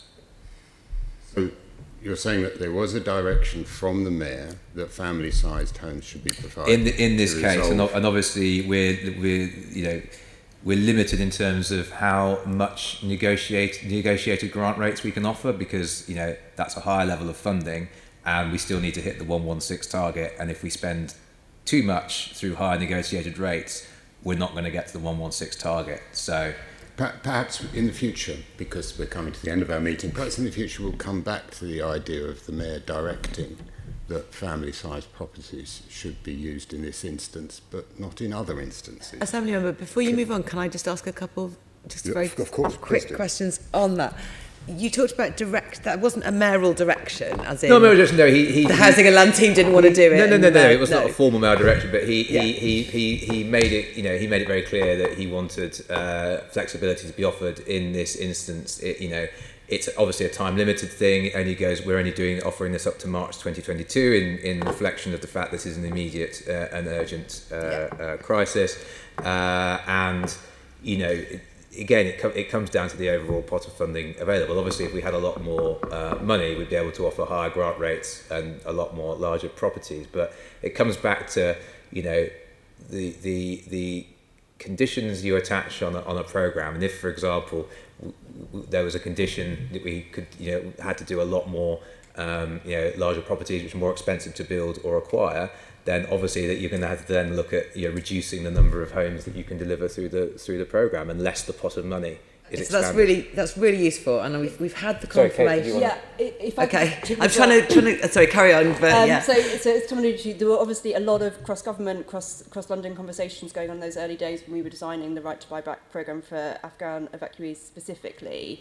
And what we also heard extremely clearly and strongly from boroughs was that they needed family-sized homes. They weren't interested in participating if it was going to be the normal ways of working where grant requirements mean that we are restricted sometimes to smaller properties. So as much as it was the mayor very clearly saying we need to provide larger homes, that was in direct response to what the boroughs were telling us, and it was an unusually focused and clear ask, whereas of course when we're engaging across the Affordable Homes Programme as a whole, we don't hear that same message of we need you to specifically support us to provide extra money to provide larger family homes. So it was very unusual circumstances that we were working in.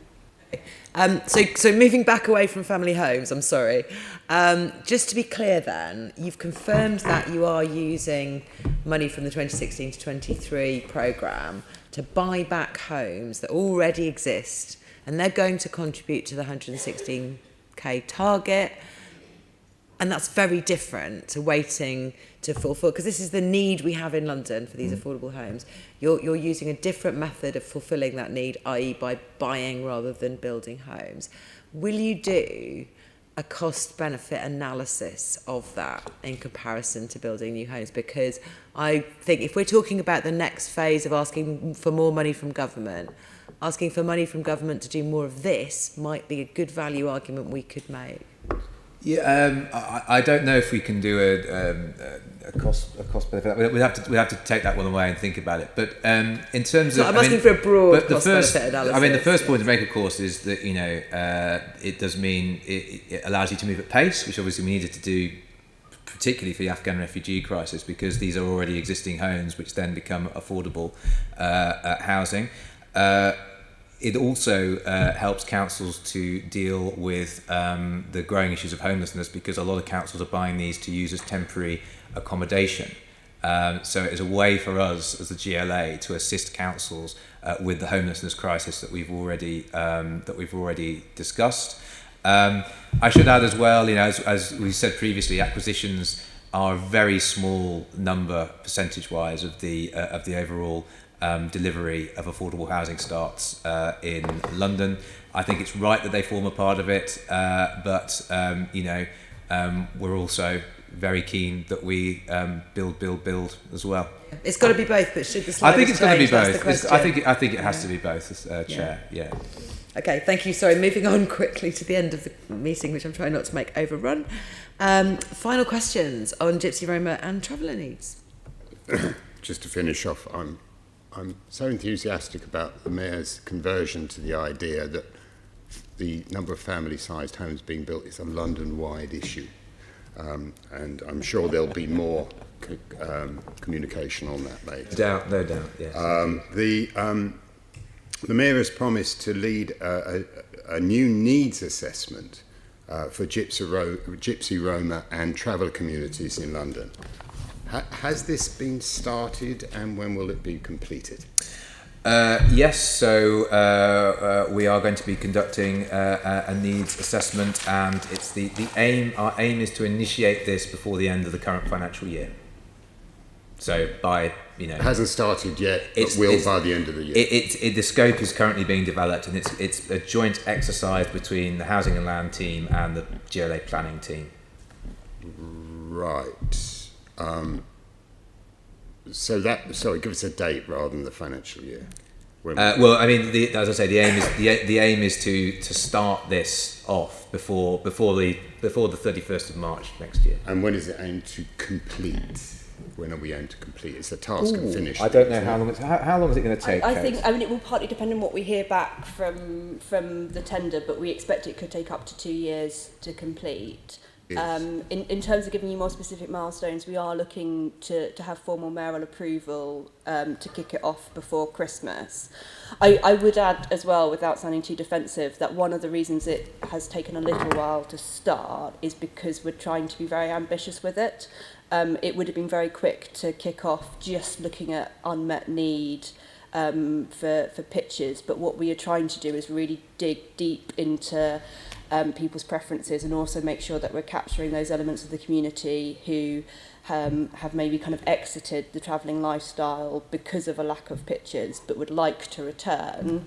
And from a research perspective, reaching that part of the community is incredibly difficult, so it's been quite tricksy to design the scope of the programme to make sure that we're going to fully capture all those elements of need rather than just doing a more kind of superficial analysis that would meet the London Plan requirements. Chair, I'd like to give way to Assembly Member Moema, who indicated. Yeah, I'm just wondering, 2 years does sound like quite a long time. It takes us to the end of this mayoral term. So what are the staging posts, the milestones in the 2 years in order to... It will partly depend on how the research is designed. So what I'm trying to kind of give you a picture of is this isn't just going to be, this isn't like running a survey. This is a community which is quite hard to reach and quite hard to get the level of detail that we want about people's kind of real preferences and unmet needs. So we'll be looking for the organisation leading on the research to give us those milestones, but we will need to phase it quite carefully because it's not going to be a case of running a survey and then you run the numbers. There'll have to be staged research with a lot of focus on qualitative research, which is going to make it quite time consuming. But a part of that will be about doing things like identifying sites and so on, and presumably you can do that before 2 years. So that will sit with the boroughs themselves, and yes, obviously they can do that in tandem. Okay. Can I just have one final question? Please. So just in the London Plan, there are some references to meeting need for Gypsy, Roma and Traveller people, and London, those boroughs that have completed their local plans have done the same. So it's just, that work feels like it's done. It doesn't feel like you need to be spending the 2 years doing that additional research if there have been, the needs assessment's gone into each of those. I struggle to understand what extra information is required to meet those requirements. What we were told by the inspectors for the London Plan was that we needed to do a more robust needs assessment, which we agree with and are very happy to do. And as I say, we want to do it in a way that goes beyond the requirements of the inspectors and really digs into unmet need in the community. That doesn't mean that in tandem we can't be working with boroughs to actually kind of identify and bring forward pictures. And in part, this goes back to the constant refrain about money, because what we're hearing very strongly from boroughs is that they need revenue funding as well as capital support from us to bring those pitches forward. And unfortunately, our hands are rather tied with the AHP because the only thing we can offer them is capital funding. So, without sounding repetitive, this does again partly go back to us all needing to work together to make the case to government. I think, sorry, just to interject something, I think it is really important that we do this comprehensively and get it right. I think this is the first one that would have been done since 2008. I think was the last time. So, it's very important that we are as comprehensive as possible, and that we do it in a way that has support from the community and representative groups.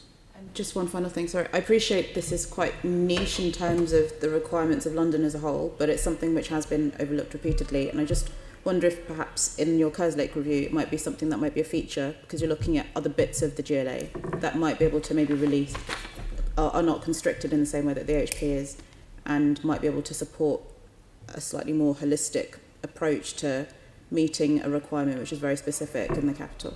I'm not sure if it's one for the review necessarily, but certainly I think, yes, we should be pushing the rest of the GLA, particularly TfL, on this. I mean, obviously, there's the Bartrip Street site that you're very aware of, Assembly Member Moema, where the air quality surveys have come back, and the air quality is not good enough around there. I would certainly like us to work with TfL and potentially other parts of the group to see whether other land could be made available to support that. I'm very keen to work with you on that. I know it's something that you're very concerned about locally. Thanks. Have any of the funds under the new Affordable Housing Homes Programme been committed for new or refurbished pitches for Gypsy, Roma and traveller communities? Not under the new programme, no. There's commitments under the 16 to 23 programme. I don't think we had any bids under the new programme. However, we would very much welcome bids. We've still got £500 million that can be allocated through continuous market engagement. And I'll certainly be putting it on the agenda where I meet particularly with boroughs to suggest that they might want to put in a bid. I think, as Kate said, though, it's worth just repeating that revenue funding is an issue, and we can't provide revenue funding. That's from the headroom. No, or I've misunderstood. I was talking about the new programme, sorry. The new programme. The new programme, which has got the £500 million that we will allocate through continuous market engagement. We can't spend the headroom on revenue support, though. It's capital funding only. There's headroom in the new programme. Well, yeah, we've allocated, I think a record for a first bidding round, 85%. I think the previous programme, only 50% was allocated on the first round of bids. So, this is quite unprecedented. But I think it is quite helpful for us to have, over a 5-year period. £500 million over a 5-year period is actually, not very much really, but it does give us an ability to bring new opportunities in. Not going to max out the headroom in any way, no. It's good. As part of good programme management, it'll get us up to the 35,000 target that we need to deliver against for the 21 to 26 programme. As I say, I think we could. I think if the government gave us a few billion more, we could very easily spend that as well. Okay.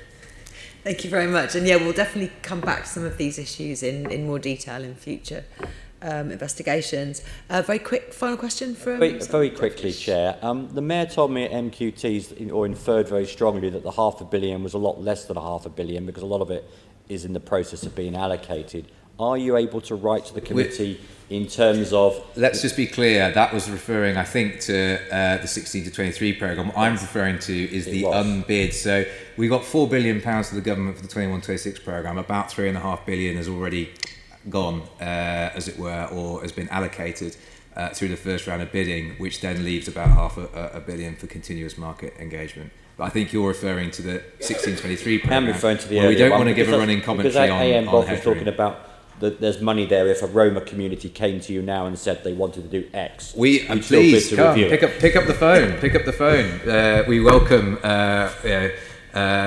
new opportunities coming in. So yes, if any council or indeed any other partner wants to come and bid for funding for either refurbishment or new Gypsy Traveller pictures, very much welcome that.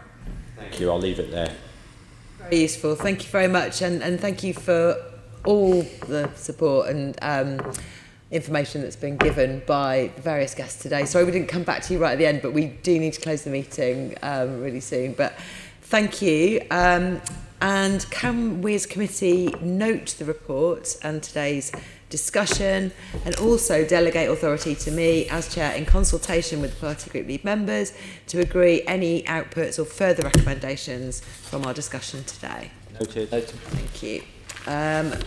Now, can we note the work programme, that's item 7, and the additional activity undertaken since the previous meeting, namely the informal meeting with the Deputy Mayor for Housing and Residential Development? And can we delegate authority to me as chair of the committee, in consultation with party group lead members, to agree the committee's letters to the chair of the Justice Committee and to the Mayor in regards to housing for women leaving prison, including the analysis of responses from London local authorities?